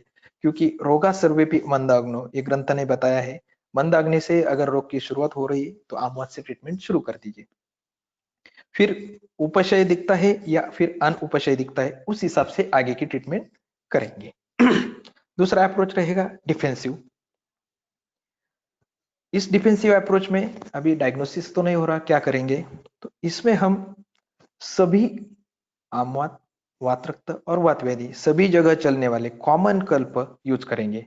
For example Mahayograj Guggul, Amritadi Guggul. बाद में पढ़ाई करके, दूसरे वैद्यों से डिस्कस करके, निदान करके फिर स्पेसिफिक ट्रीटमेंट करेंगे। इस डिफेंसिव अप्रोच में थोड़ी देर लगेगी, लेकिन पेशेंट टूटने का डर नहीं रहता। अगर नई प्रैक्टिस रही तो डिफेंसिव अप्रोच से जाइए, प्रैक्टिस पुरानी हो गई, एक आधा पेशेंट गया तो भी चलेगा, लेकिन मुझे एग्रेसिवली ही प्रैक्टिस करनी है तो फिर एग्रेसिव अप्रोच से जाइए। अभी इसके बाद मेरे कुछ सजेशंस है सभी श्रोताओं के लिए, वैद्यों के लिए। श्रेष्ठ वैद्य भी रहेंगे, फिर भी मेरे छोटे से सजेशन है। हम प्रायः देखते हैं प्रैक्टिस में गाउट, रूमेटॉइड आर्थराइटिस, ऑस्टियोआर्थराइटिस, इनका हम वातरक्त, आमवात और संदिग्ध वात इनसे कोरिलेट करते हैं, और एक कोरिलेट करके हम योगराज गुगुड़, अमृतदि गुगुड़, त्रयोदशंग गुगुड़ ये कल्प यूज करते हैं। तो ऐसा बिल्कुल मत करिए। अगर ऐसा कोरिलेट करके ट्रीटमेंट की तो क्या क्या हो सकता है, या फिर क्या चांसेस है, वो मैं बताता हूँ। अभी हमारे पास रूमेटॉइड आर्थराइटिस का पेशेंट आया, तो अभी हमने जो कल्प देखे उसमें से सिर्फ गुगुड़ की तरफ ही जाएंगे, योगराज गुगुड़, सिंहनाथ गुगुड़ और महायोगराज गुगुड़। आ गया रूमेटॉइड आर्थराइटिस का पेशेंट, अभी मुझे गुगुड़ तो यूज करना है, फिर कौन सा करेंगे, कोई भी करेंगे, चल सकता है। लेकिन अगर देखा जाए तो योगराज गुगुल जो है वो ज्यादा पाचन करता है, तो सिंहनाथ अनुलोमन ज्यादा करता है, पेट साफ करता है थोड़ा। उसके बाद महायोगराज गुगुल जो है वो रसायन है। तो फिर अगर रोमेटॉइड आर्थराइटिस ही निदान रहा तो फिर इसमें से हम एक कौन सा विकल्प कैसे भी यूज करेंगे, लेकिन अगर स्पेसिफिकली हमें अगर पता रहा उसमें से कौन सी अवस्था है, इसको पाचन देना है, इसको अनुलोमन करना है, या फिर इसको रसायन की ज्यादा जरूरत है, उस हिसाब से हम कल्प चॉइस कर सकते हैं। या फिर हमने गाउट निदान कर दिया, तो अभी गाउट है, वात रक्त में तो रक्तमोक्षण बताया है, तो हम रक्तमोक्षण करेंगे। लेकिन ग्रंथ ने फिर आगे बताया है कि अगर वातज या फिर वाताधिक वात रक्त रहा तो रक्तमोक्षण नहीं करना है। तो फिर गाउट के हिसाब से हमने रक्तमोक्षण किया और पेशेंट को दर्द होने लगा, तो फिर हम किसे बद्दुआ देंगे? हम ऐसा तो नहीं बोलेगा अरे गाउट का निदान या फिर डायग्नोसिस गलत था। तो हमने जो आयुर्वेद के प्रिंसिपल्स छोड़ के एलोपैथी के प्रिंसिपल्स के हिसाब से आयुर्वेद को अप्लाई करना सोचा, उसके वजह से पेशेंट को आराम नहीं आया। उसके बाद दूसरा सजेशन है निदान होने के बाद। निदान सबसे इंपॉर्टेंट है। निदान होने के बाद आप किताब खोल के फिर दवाई दी तो भी चलेगा, लेकिन पहले निदान ही करना है। डायग्नोसिस होने के बाद ही हमें कोई ना कोई कल्प यूज करना है, या फिर सिर्फ कल्प का ज्यादा अभ्यास करेंगे, निदान की तरफ ध्यान नहीं देंगे। पता है महायोगराज गुगुल रसायन है, इधर उधर सभी जगह चलेगा, फिर बूढ़ा आदमी आए तो भी चलता है, छोटे बच्चों को भी चलता है, इस हिसाब से करेंगे तो फिर उसका कुछ फायदा नहीं। निदान होने के बाद व्याधि के अधिकार में जो आए कल्प वही यूज करना है। फॉर एग्जाम्पल वात रक्त में अमृतादि गुगुल और योगराज गुगुल अधिकार में आए हैं। महायोगराज अवेलेबल है, फलश्रुति में भी वात रक्त आया है, लेकिन वात रक्त अधिकार में नहीं है, इसलिए यूज नहीं करना है। अधिकार वाले कल्प ही यूज करना है। ये क्यों बता रहा हूं मैं? क्योंकि अधिकार वाले कल्प जो है उस व्याधि के दोष दुष्य स्रोतस हेतु इनके स्पेसिफिक होते हैं, टारगेट ओरिएंटेड होते हैं। इसी कारण चिकित्सा का फल जल्दी मिलता है, लॉन्ग लास्टिंग दिखता है, और संप्राप्ति भंग जो हम बोलते हैं होनी चाहिए वो भी दिखती है। तीसरा सजेशन है प्राय ऐसा देखा जाता है कि आहार रस से काम करता है और औषधि वीर्य से काम करती है। तो सभी लोगों के प्रैक्टिस में कोई भी एक द्रव्य चिकित्सा या एक कल्प चिकित्सा नहीं करता, 2-3 कल्प एक साथ आते ही है। कम से कम एक जैसी वीर्य वाले कल्प ही, यानी शीत हो तो शीत दोनों भी तीनों भी, या फिर उष्ण हो तो उष्ण, ऐसे ही कल्प यूज करिए। तो फिर वीर्य विरुद्ध ये नुकसान नहीं होगा। वीर्य विरुद्ध होने की वजह से जो नुकसान होने वाले हैं वो नहीं हो गए। अभी कुछ लोग बोलेंगे अरे नहीं यार, ग्रंथ में तो उष्ण और शीत वीर्य के द्रव्य एक साथ ही कल्प में देखे जाते हैं, तो फिर हम क्यों यूज ना करें? लेकिन उनकी और हमारी बुद्धि में जमीन आसमान का फर्क है, जमीन आसमान का। उनकी बुद्धि का गामित्व की वजह से वो ऐसा कर पाए। सारीवा और मंजिष्ठा एक साथ एक कल्प में दिखाई दी, लेकिन उनके बुद्धि का गामित्व था उस हिसाब से। हमारी बुद्धि की मर्यादा समझकर हमें विरुद्ध वीर्य वाले कल्प एक साथ इस्तेमाल करने से बचना ही चाहिए। अभी सबसे लास्ट में श्रीरामपुर आयुर्वेद प्रैक्टिशनर एसोसिएशन ने मुझे आज जो बोलने का मौका दिया उसके लिए मैं सपा के सभी सदस्य और ऑर्गेनाइजर्स का हमेशा शुक्रगुजार रहूंगा। सभी श्रोता वैद्य और विद्यार्थी मित्रों का भी शुक्रिया। कुछ हिंदी का प्रॉब्लम आया होगा तो माफ करिए, क्योंकि आज मैं पहली बार हिंदी में बोल रहा हूँ। धन्यवाद।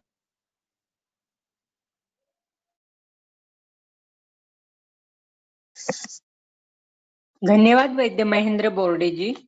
आपने आज वात व्याधि का बहुत ही उपयुक्त, व्यावहारिक और यथार्थ ज्ञान हमें प्रदान किया।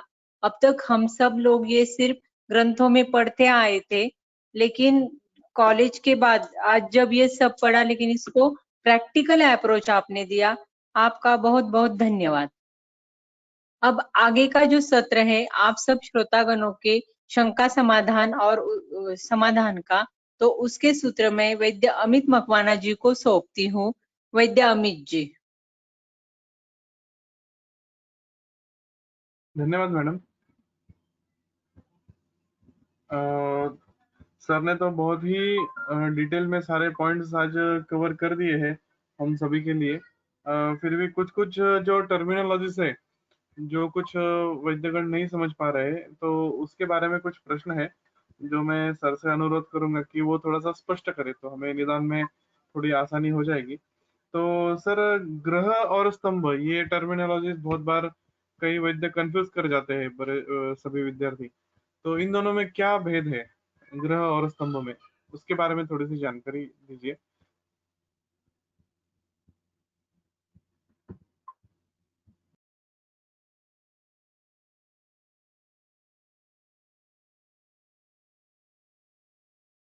हेलो। हाँ सर। हेलो सर, आवाज आ रही हाँ, आ रही है। है? ग्रह और स्तंभ, इसमें दोष के हिसाब से हम भेद कर सकते हैं। स्तंभ जो रहेगा वो कफ का आधिक्य, और ग्रह जो रहेगा वो वात का आधिक्य, ऐसा सोच सकते हैं। लेकिन फिलहाल मेरे हिसाब से सुबह उठने के बाद अगर दर्द बढ़ रहा है, ग्रह स्तंभ से भी शूल के ऊपर ज्यादा ध्यान देना ही जरूरी है, क्योंकि पेशेंट हमारे यहाँ शूल के हिसाब से ही आता है।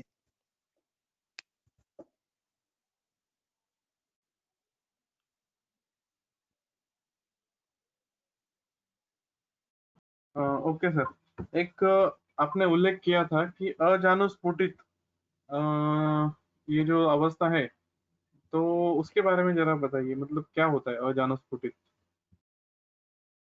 नहीं, पेशेंट तो मैंने देखे नहीं है, सिर्फ उसके बारे में ग्रंथ में आया है, इसलिए मैंने बताया है। क्योंकि वो ज्यादा इंपॉर्टेंट क्यों लगा मुझे, कि मुझे हमें साध्य साध्यत्व रिव्यू करना चाहिए, इस हिसाब से मैंने बताया है। वात रक्त के पेशेंट बहुत ही कम देखे हैं। जिस पेशेंट में जानू तक क्षत दिखता है तो उसे अजानुस्फुटित बोल सकते हैं, लेकिन सच में बताए तो मैंने पेशेंट देखे नहीं है अजानुस्फुटित के। Okay sir. एक प्रश्न और आया है कि कुछ पेशेंट्स में धातु क्षय भी दिखता है और अवरोधजन्य भी संप्राप्ति दिखती है। मतलब ऐसे लगता है कि शरीर में संतरपण भी है बहुत सारा, लेकिन अस्थि क्षय वगैरह ऐसे भी दिखता है। तो ऐसे इसमें कैसे विचार करना चाहिए, या कहाँ से शुरुआत करके फिर कैसे चिकित्सा क्रम लेना चाहिए, इस पे मार्गदर्शन कीजिए। अभी ये जो दोनों पेशेंट में एक साथ ही दिखता है, तो इसके लिए हम दो तरह से सोच सकते हैं। दशमूलारिष्ट जैसे जो कल्प है वो धातु क्षय में भी चलते हैं और मार्गावरोध में, दोनों भी जगह चलते हैं, वो यूज कर सकते हैं। नहीं तो फिर एग्रेसिव अप्रोच से अगर हम कहें तो अगर उनका क्वेश्चन का, मुझे ऐसा लग रहा है उनका बोलने का या फिर क्वेश्चन का हिसाब ऐसा है कि पेशेंट स्थूल है और उसमें धातु क्षय है, या फिर पेशेंट कृश है और उसमें मार्गावरोध है। तो इस उस टाइम हमें व्याधि की चिकित्सा करनी है, न कि उसके स्थौल्य और कार्श्य की। इस हिसाब से हमें पहले उस व्यक्ति के स्थौल्य और कार्श्य की जगह पहले हमें उस व्याधि की चिकित्सा करनी है। नहीं तो फिर एग्रेसिव अप्रोच से जाएंगे। पहले साम धातु क्षयजन्य की जगह साम अवस्था में जो कल्प बताए संधिगतवाद के, उसी शुरुआत करेंगे। 8 दिनों में कितना फर्क आता है उस हिसाब से उपशय अनुपशयाभ्याम परीक्षित, इस हिसाब से फिर हम आगे की लाइन ऑफ ट्रीटमेंट पक्की कर लेंगे।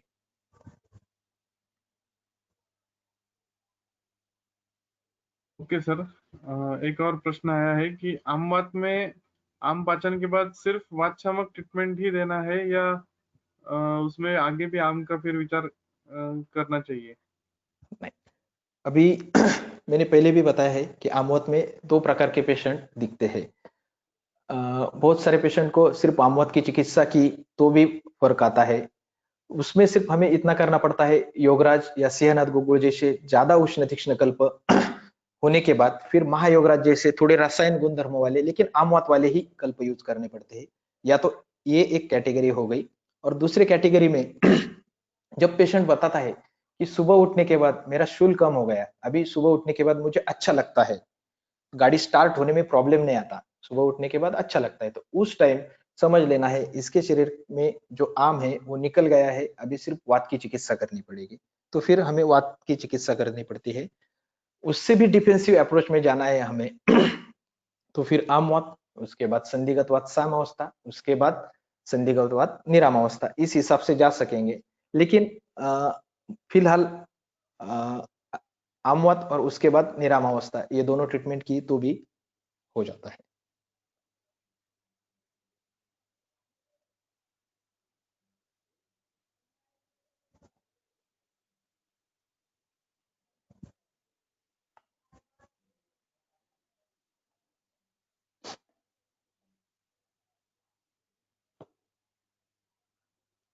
और कोई प्रश्न या सुझाव अगर है तो कृपया चैट बॉक्स में आप डाल सकते हैं 1-2 मिनट में, नहीं तो प्रश्न खत्म हो गए तो हम समापन करेंगे फिर इस व्याख्यान का।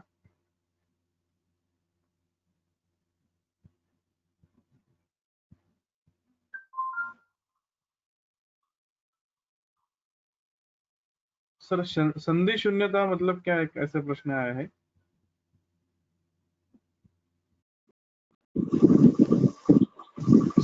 संधि शैथिल्य बोला है सर। हेलो,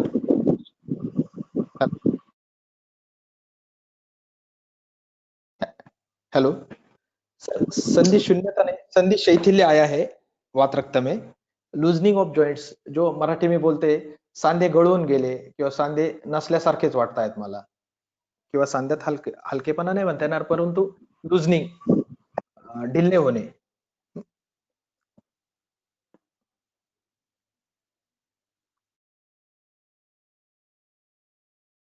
सर एक और प्रश्न है कि अगर कोई पेशेंट में अम्वत और संदिग्ध वात दोनों एक साथ दिख सकता है क्या, या ऐसे है तो फिर कैसे सोचे या क्या यानी उनका संधिगत वात यानी सामावस्था, ठीक है, उस हिसाब से सोचेंगे हम सामावस्था के बारे में। दोनों भी दिख सकते हैं, ऐसा कुछ नहीं, लेकिन अगर दोनों दिख रहे तो हम 101% डिफरेंशिएट कर नहीं पाएंगे कि ये संधिगत वात सामावस्था की वजह से नी जॉइंट पेन है और ये आमवात की वजह से कमर के जॉइंट का पेन है। उस टाइम हमें आमवात की ही ट्रीटमेंट करनी है क्योंकि सभी जठराग्नि आम पाचन रहेगा। फिर जब हमें आराम नहीं दिखता आगे चल के, फिर हम धातु क्षयजन्य की ट्रीटमेंट के बारे में सोच सकते हैं। लेकिन अगर साथ में दिखाई दे तो संधिगत वात सामावस्था और आमवात ये दोनों साथ दिखाई दे सकते हैं।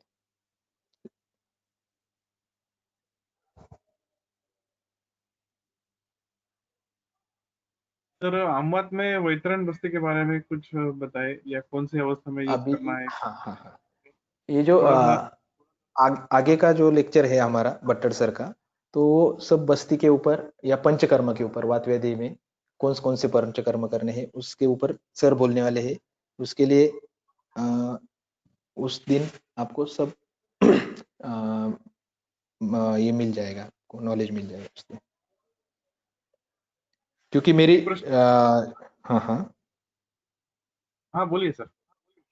क्योंकि मेरी ट्रीटमेंट की स्टाइल जो है वो ज्यादा शमन प्रधान है, ना कि शोधन प्रधान, और शोधन में सिर्फ मैं ज्यादा से ज्यादा वमन ही देता हूँ। बस्ती का नियर अबाउट 1% भी यूज करता हूँ, ऐसा सोचेंगे, ज्यादा नहीं। लेकिन फिर भी बट्टर सर का अनुभव बहुत ही ज्यादा है, तो फिर वो बताएंगे, वो ही ज्यादा अच्छा रहेगा।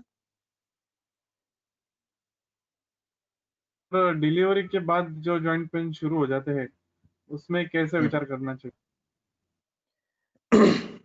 अभी डिलीवरी के बाद जो जॉइंट पेन दिखते हैं, तो उसके बारे में दो प्रकार के हम विचार कर सकते हैं।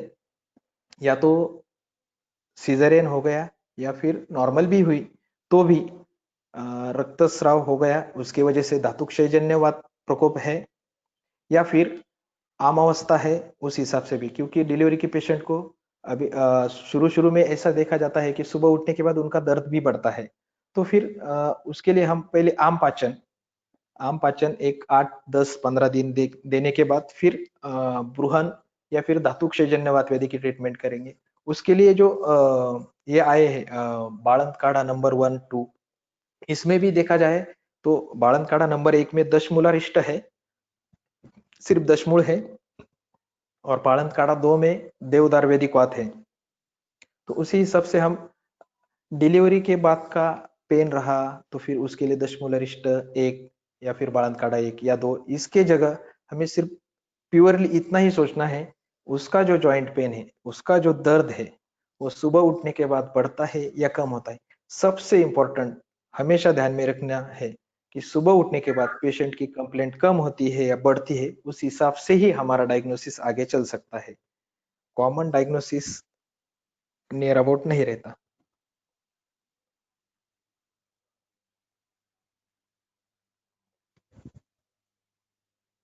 सर एक थोड़ा सा प्रश्न ऐसा है कि चिकनगुनिया के पेशेंट जो होते हैं एकदम अचानक से फीवर आ जाता है और सब जॉइंट लॉक हो जाते हैं, तो उसके बाद जॉइंट कंटिन्यू रहता है बहुत टाइम तक, तो उसमें क्या विचार करना चाहिए ऐसे पेशेंट में? हाँ हाँ, आपको तो कैसे देखना चिकनगुनिया के जो पेशेंट है, हाँ, उसमें अगर संप्राप्ति देखें हम, तो उसमें जो मच्छर है उसके काटने की वजह से चिकनगुनिया होता है, यानी कुछ ना कुछ वो विष छोड़ता है, जिसे हम आघातज ज्वर यानी आगंतुक ज्वर इसमें देखते हैं। उसमें लक्षण अगर देखे जाए तो आमवात के दिखते हैं। तो सभी संप्राप्ति वगैरह का और हेतु का एक साथ विचार करें तो ये आमवात के अंदर ये ट्रीटमेंट कर सकते हैं हम। लेकिन इस पेशेंट को हमें दूषी विषारी आगत जैसे जो दूषी विष, जो विष चिकनगुनिया के मच्छर की वजह से शरीर में है, वो दूर करने के हिसाब से कुछ ना कुछ विष शामक ट्रीटमेंट हमें करनी ही पड़ती है। दूषी विषारी आगत मार्केट में मिलता है, या फिर सुवर्णकल्प, कोई ना कोई सुवर्णकल्प हमें यूज करना ही पड़ता है। तो आमवात की जैसे हम चिकनगुनिया की ट्रीटमेंट के बारे में सोच सकते हैं।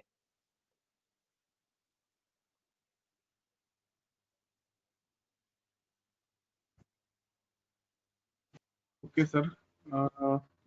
अगर संधि के स्थान पे आमच शोथ हो और अस्थि में पीड़न से उपशय मिले, अर्थात धातुक्षयजन्य संधिवात हो, तो हम कैसे कंसिडर करें? मुझे लगता है कि इसके पहले आपने बताया इसे, फिर भी थोड़ा सा फिर से सर, डिटेल। फिर से अगर संधि के स्थान पे आमच शोथ हो और अस्थि धातु में पीड़न से उपशय मिले, मतलब धातुक्षयजन्य संधिवात जैसे, तो उसमें कैसे कंसिडर करें? अभी इनका जो क्वेश्चन है वो अवृतवात के हिसाब से आया है, ऐसा लगता है मुझे, क्योंकि अवृतवात में आया है पीडनम च अभिनंदति अस्थि अवृत, और मज्जावृत में पीडनम च पानीभ्याम अभिनंदति, यानी दबाने के बाद अच्छा लगता है। ये लक्षण जो है इसके बारे में अगर हम सोचेंगे तो अवरुद्धवात में अवरोध है, तो उस हिसाब से अवरोध दूर करने के लिए ट्रीटमेंट करनी पड़ेगी। और अस्थिगत वात या मज्जागत वात में देखेंगे तो फिर उधर तो सिर्फ वात है, उधर अवरोध तो कोई भी नहीं। लेकिन अल्टीमेटली ट्रीटमेंट के ऊपर अगर जाए हम, तो दोनों की ट्रीटमेंट, अवरुद्धवात और गतवात, अस्थि और मज्जा की दोनों की ट्रीटमेंट महास्नेह या स्नेह बताया है। यानी ग्रंथों को क्या क्या अपेक्षित है कि आपको स्नेह देना है अंदर से और बाहर से। लेकिन फिर भी अगर साम अवस्था दिख रही है तो साम अवस्था में हमें पहले आमता की ही ट्रीटमेंट करनी पड़ेगी। अगर आमता की ट्रीटमेंट करने की वजह से अगर दर्द बढ़ रहा है तो फिर हमें धातुक्षय की तरफ जाना है, या फिर हमारे जो ट्रिक्स है विद्ध कर्म देखिए, अगर आम अवस्था रहा तो विद्ध से उपशम आएगा नहीं आएगा। उसके बाद अग्निकर्म देखेंगे, या फिर रुक्ष स्वेद करके देखेंगे। अगर रुक्ष स्वेद करने के बाद अगर पेशेंट को अच्छा लग रहा है, एक एक सिंपल एक ट्रिक से नहीं चलेगा, एक लक्षण से नहीं चलेगा, उसके लिए हमें सभी इतने जो 18-20 लक्षण हमने देखे उतने देखने पड़ेंगे। अगर दर्द दबाने से अच्छा लग रहा है, लेकिन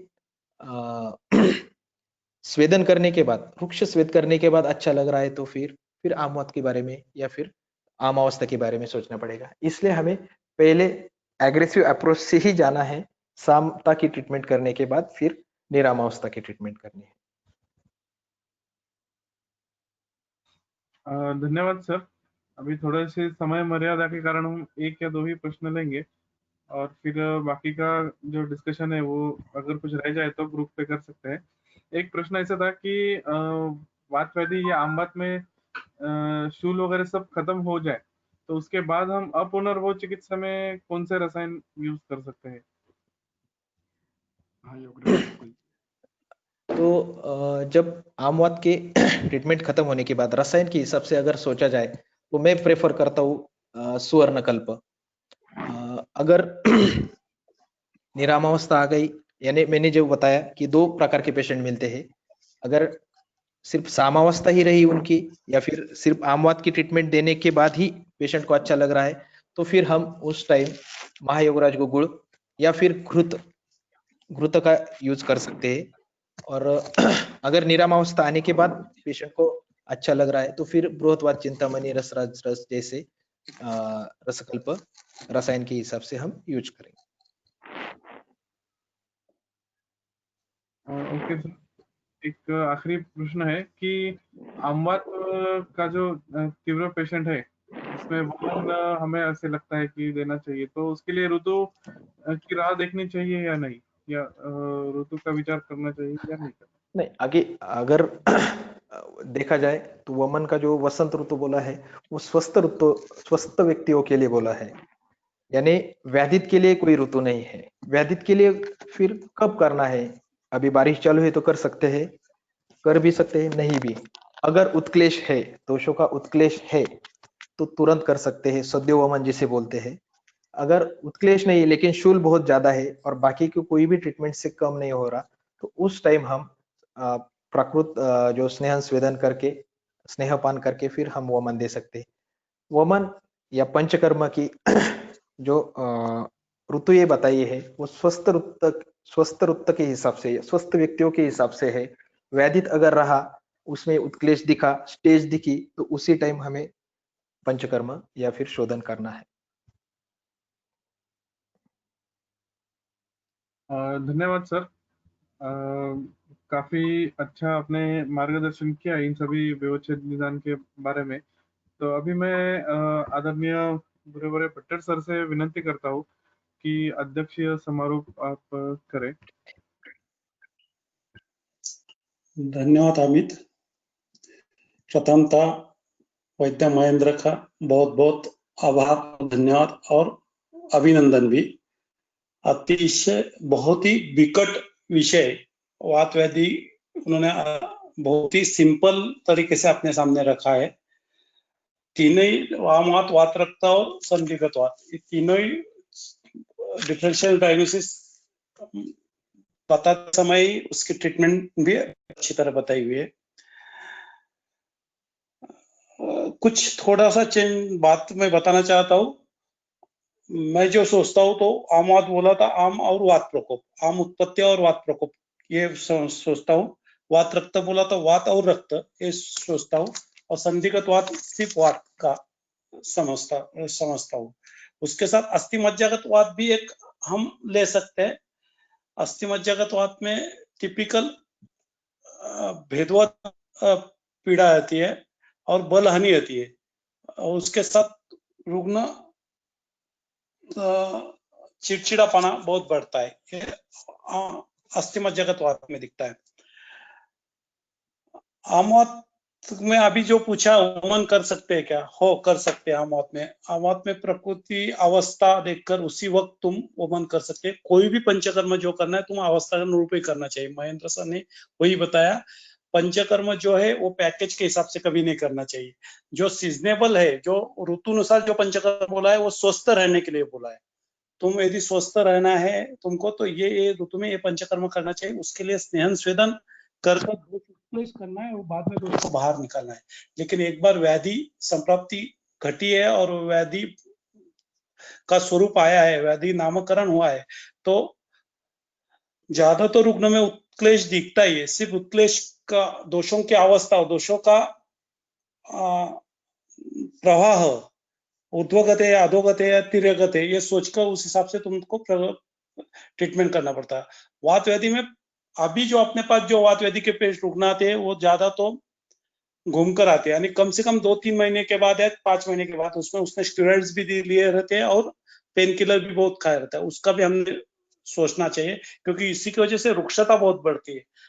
रुग्ण में रुक्षता दिखती है लेकिन आम संचिति भी दिखती है। ये दोनों तरफ से ख्याल रखकर करना पड़ता है। तो स्टेरॉइड्स कितना लिया? अभी अभी यही महीने में मेरे पास एक रुग्ण था, सर्वांग शोथ था, नी जॉइंट और अंश संधि शूल और शोथ था। रुग्ण का एज 35 ईयर्स ओल्ड था। सी पूरे इतिहास लिया, ट्रीटमेंट चालू किया। ट्रीटमेंट देने के बाद ज्यादा तो मैं 6 दिन के ट्रीटमेंट देता हूँ और 6 दिन में कुछ तो उपशय मिला क्या नहीं वो सोचकर आगे चलता हूँ। लेकिन 3 हफ्ते हुए थे, रुग्ण को कुछ उपशय नहीं मिला, रुग्ण के शूल वैसा ही था। फिर वापस एक बार हिस्ट्री लिया तो वो मेरे पास आने के पहले स्टेरॉइड्स लेती थी। उसको पता नहीं था वो स्टेरॉइड्स है क्या, कहाँ से तो दवा लेकर आते थे, वो दवा वो लेती थी और वो दवा तुरंत तो बंद किया था।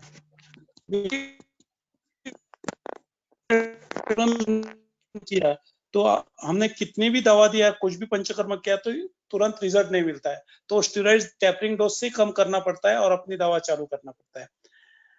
संधिगत वात तो आमवात और वात रक्त में यदि कुछ अवस्था नहीं समझी तो भी तुम पहले आम पाचन दो और आमवात समझकर ही ट्रीटमेंट करना चाहिए। इसके आगे शास्त्रकार क्या बोलते हैं, कोई भी डिसीज, कोई भी मेडिसिन से कम नहीं होता, उपशय नहीं मिलता होगा। स्निग्ध उपचार किया, रुक्ष उपचार किया, उष्ण को शीत करो तो भी उपचार कर भी उपशय नहीं मिला होगा, तो तुम रक्तमोक्षण करो। रक्तमोक्षण करने के बाद तुमको उपशय हमखास मिलेगा। इतना रक्तमोक्षण के बारे में बोला है।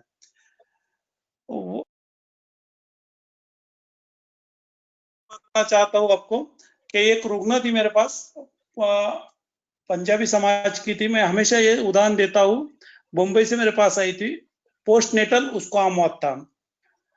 तो ट्रीटमेंट चालू करने के बाद आमपाचक देने के बाद सेकंड डे थर्ड डे से मैंने वैतरण बस्ती चालू किया। वैतरण बस्ती लेने के बाद 2 दिन से उसका अग्निवर्धन हुआ। अग्निवर्धन होने की वजह से उसने कुछ होटल का खाना खाया। होटल का खाना खाने के बाद वापस शूल बढ़ा, लेकिन आधे घंटे के बाद उसको नौसिया बढ़ा। तो उसका मतलब उसका उत्क्लेश हुआ था। उसी वक्त मैंने सद्य होमन दिया। वहां पर मैंने सिर्फ स्वेदन किया और तुरंत मदन फल क्वाथ और ज्येष्ठमती क्वाथ ये पिलाया तो पित्तांत ओपन हुआ। लेकिन वमन होने के बाद उसी दिन उसका क्षूल कम हुआ। ऐसा एक रुग्ण था, रात को 11:30-12 बजे मेरे पास आया था। उसको ज्वर भी था, संधिशूल भी था और श्वास भी लगा था। रात को 12:30-1 बजे मेरे पास आया। अभी क्या कर सकते? फिर रुग्ण मेरा पुराना था, मेरे पास हमेशा आते थे, तो बाहर भेज भी नहीं सकते थे। रुग्ण को पूरा विश्वास आयुर्वेद पर था। अमित, आवाज आ रहा? अमित, हाँ सर, आवाज येतोय? तो हाँ ये तो है सर। अभी ऐसे क्या सोचना चाहिए? रुग्ण को ज्वर था, संधिशूल था और श्वास था, शोथ था, वो चल भी नहीं सकता था रुग्ण। तो ये सभी का, तीनों का उद्भव स्थान यदि हमने सोचा था, ज्वर का उद्भव स्थान आमाशय है, आमात का उद्भव स्थान आमाशय है और श्वास का भी उद्भव स्थान आमाशय है। तो यहाँ पर पहला मैंने सोचा वो वमन नहीं सोचा था। लेकिन कभी कभार क्या होता है, वात का प्रकोप होता है। वात अपन वायु को अवरोध निर्माण होगा, अपन वायु प्राण पर आवरण करता है और उसकी वजह से भी ये कंडीशन आती है। इसीलिए मैंने उसको न्यूरोबस्ती दिया। न्यूरोबस्ती देने के बाद रुग्ण वाही मोशन होने लगी, तो धीरे धीरे उठाकर उसको लैट्रिन में ले जाया। तो वहां पर उसको मोशन तो हुआ, लेकिन साथ में उसको वमन भी हुआ। और वमन होने के बाद तुरंत उसको स्वेटिंग बहुत हुआ और ज्वर भी कम हुआ, श्वास का वेग भी कम हुआ और शूल में काफी प्रमाणता कम हुई। तो यही आयुर्वेद की यही खासियत है कि तुम अवस्था ही देखना चाहिए, अवस्था के हिसाब से ट्रीटमेंट करना चाहिए। ये बहुत इंपॉर्टेंट है। शोथ है इसीलिए आमवात है, ऐसा भी नहीं होता है। कभी कभी धातुक्षयजन्य व्याधि में, जहां तक किसान लोग देखते हैं, किसान लोगों में बहुत से रुग्ण में हमने धातुक्षयजन्य व्याधि में शोथ देखा है। लेकिन वहां पर महेंद्र सर ने जो बताया हुआ है, क्या दबाने के बाद अच्छा लगता है। ये सबसे डिफरेंशियल डायग्नोसिस का है कि उस रुग्ण को दबाने के बाद बहुत अच्छा लगता है। या रात को सोने के बाद सवेरे उठे तो उसको उपशय मिलता है। आमोत में सोने के बाद सुबह उठेंगे तो उपशय अनौपशय बढ़ेगा, शूल बढ़ा रहेगा। जहां तुम आराम करेंगे तो व्याधि बढ़ेगी तो वो आमोत के पास जाएंगी। आराम करने के बाद व्याधि कम होगा, लक्षण कम होगा तो वो धातुक्षयजन्य वात प्रकोप के बाद संदिग्ध वात के पास जाएंगे। आमोद के लिए ट्रीटमेंट महेंद्र सर ने सब कुछ बताया, लेकिन मैं वापस भल्ला तक पर ही आऊंगा। आमोद के लिए यदि वो कफानुबंदी होगा और सिर्फ वात और आम होगा तो भल्ला तक का तुम सोचना चाहिए। भल्ला तक पंचकर्म के बाद भल्ला तक का रसायन देना जरूरी है, या फिर भल्ला तक रसायन नहीं देता होगा तो लहसुन शिरपा के एक बहुत अच्छा कल्प बताया हुआ है वाग्भटाचार्य ने, वो भी आमोद के लिए बहुत अच्छे थे। सिर्फ वात रक्त होगा तो लहसुन शिरपा को भल्ला तक नहीं चलेगा, वात रक्त 100% बढ़ेगा उससे। वात रक्त के लिए तुरंत अपने को उपशय चाहिए तो रक्त मोक्षण है। रुग्णों को सिरागत रक्त मोक्षण के लिए यदि जॉइंट के नजदीक से यदि तुमको सिरा वेंस मिलती होंगी तो वहां से रक्त मोक्षण कीजिए, या नहीं मिला होगा तो जलोकाचारण ये सबसे अच्छा है। लेकिन जलोकाचारण पित्तज लक्षण ज्यादा होंगे तो जलोकाचारण होगा। यदि कफज होंगे तो वह प्रशान कर कपिंग करना बहुत अच्छा रिजल्ट मिलता है। वात रक्त के लिए विरेचन ये सबसे अच्छा है, स्नेहयुक्त विरेचन देना चाहिए। आमात वात रक्त यदि आपको डायग्नोसिस नहीं हो रहा तो इसके लिए एरंड तेल ये सबसे अच्छा द्रव्य है।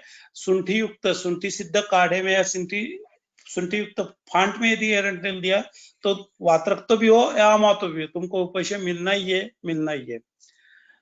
उसके बाद चिकनगुनिया की जो बात निकली, चिकनगुनिया के बाद जो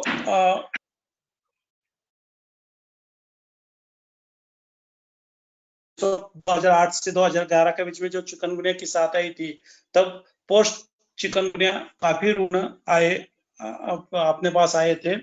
उस वक्त वो आमोद समझकर ही ट्रीटमेंट करना चाहिए, क्योंकि ज्वर की उत्पत्ति थी और ज्वर के बाद आमोद संधिशूल होता, और आमोद ने वही बोला है कि पूर्व रूप में ज्वर बताया हुआ है, तो वो जो आमोद बोलकर ही उसकी ट्रीटमेंट करना चाहिए। आम पाचक कर वहां तक त्रिभुवन कीर्ति, माँ सुदर्शन, घनवटी ये भी वहां पर अच्छी तरह काम करते हैं। सियानाथ मुकुल महेंद्र ने संचारी स्वरूप का जो लक्षण बताया वो बहुत ही सही बताया। वात रक्त में भी पता चलता है कभी संचारी है या मूषक के विष की जैसा, ये दोनों उसने डिफरेंशियल डायग्नोसिस बहुत अच्छी तरह बताया। एक संदिग्ध वात में मैंने कहा तो पढ़ा होगा, महेंद्र सर ने भी पढ़ा होगा अभी, कि संदिग्ध वात में दक्षिण अंगुष्ठ के पास यदि मूल के पास अग्निकर्म किया, दहन कर्म किया तो संदिग्ध वात कम होता है। ऐसा मैंने चरक में या वाग्भट में कहा तो पढ़ा हुआ है, मुझे याद नहीं है। महेंद्र सर उस पर प्रकाश डालो, क्योंकि आप संहिता के एमडी हो तो आपको बहुत अच्छी तरह पता होगा उसमें। संदिग्ध वात में धातुक्षयजन्य होगा तो वापस अश्वगंधारिष्ट, बलारिष्ट, बलासो और महायोगराज ये सबसे अच्छे है। और इस सब में वाग्भटाचार्य ने होने के बाद आखिरी को ये बताना चाहता हूँ कि वाग्भटाचार्य ने एक बहुत अच्छा द्रव्य अपने को दे चुके हैं, लेकिन हम बहुत कम यूज करते हैं। एकोमेव कुबेराक्ष हंति शूलम शतत्रयम, अकेला कुबेर यानी अकेली सागर गोटा 300 प्रकार के शूल कम करता है। इतना बढ़िया ड्रग अपने पास दिया हुआ है, तो वो हमारे प्रैक्टिस में काफी कम है, काफी यानी काफी कम है। कुबेर गोटी बहुत कम देते हैं, लेकिन कुबेर रोटी देने के बाद शूल, संदिग्ध शूल या आमात्म्य का शूल जो है वो तुरंत कम होता है, कि आमात्म्य आम पाचन भी कुबेर से होता है और शूल भी कम होता है। तो ये सोचना चाहिए, कुबेर का बहुत ही बढ़िया रिजल्ट्स बताए हुए हैं। पुनश्च महेंद्र सर का बहुत बहुत धन्यवाद, बहुत सारी आइडिया उन्होंने क्लियर की। सही में ऐसे शिक्षक यदि कॉलेज लाइफ में हमको मिलते तो हम बहुत आगे चले जाते थे। महेंद्र धन्यवाद। अमित धन्यवाद वैद्य गुरुवर्य भट्टर सर जी। अभी आज का सत्र समाप्ति की घोषणा करने से पहले मैं एक बार सपा की तरफ से आज के वक्ता वैद्य महेंद्र बोर्डे सर जी का हृदय से आभार प्रदर्शित करती हूँ। उन्होंने आज बहुत अच्छा मार्गदर्शन किया, और उन्होंने जो बोला कि उनकी मदर टंग मातृभाषा मराठी है, उसकी वजह से कुछ हिंदी में प्रॉब्लम आए, तो सर ऐसे तो लगता नहीं है हमें कुछ। और अभी आज आगे का जो सत्र है उसमें वैद्य गेस्ट लेक्चरर वैद्य शैलेश माळी सर और वात व्याधि में पांचों भौतिक चिकित्सा ये उनके विवेचन का विषय है। तो उसके लिए जो डेट टाइम एंड लिंक जो रहेगी वो ग्रुप पे भेज दी जाएगा, तो please note to that point. अभी मैं ये सत्र समाप्त होने की घोषणा करती हूँ। सबको शुभ रात्रि। शुभ रात्रि। Thank you. शुभ रात्रि। Thank you.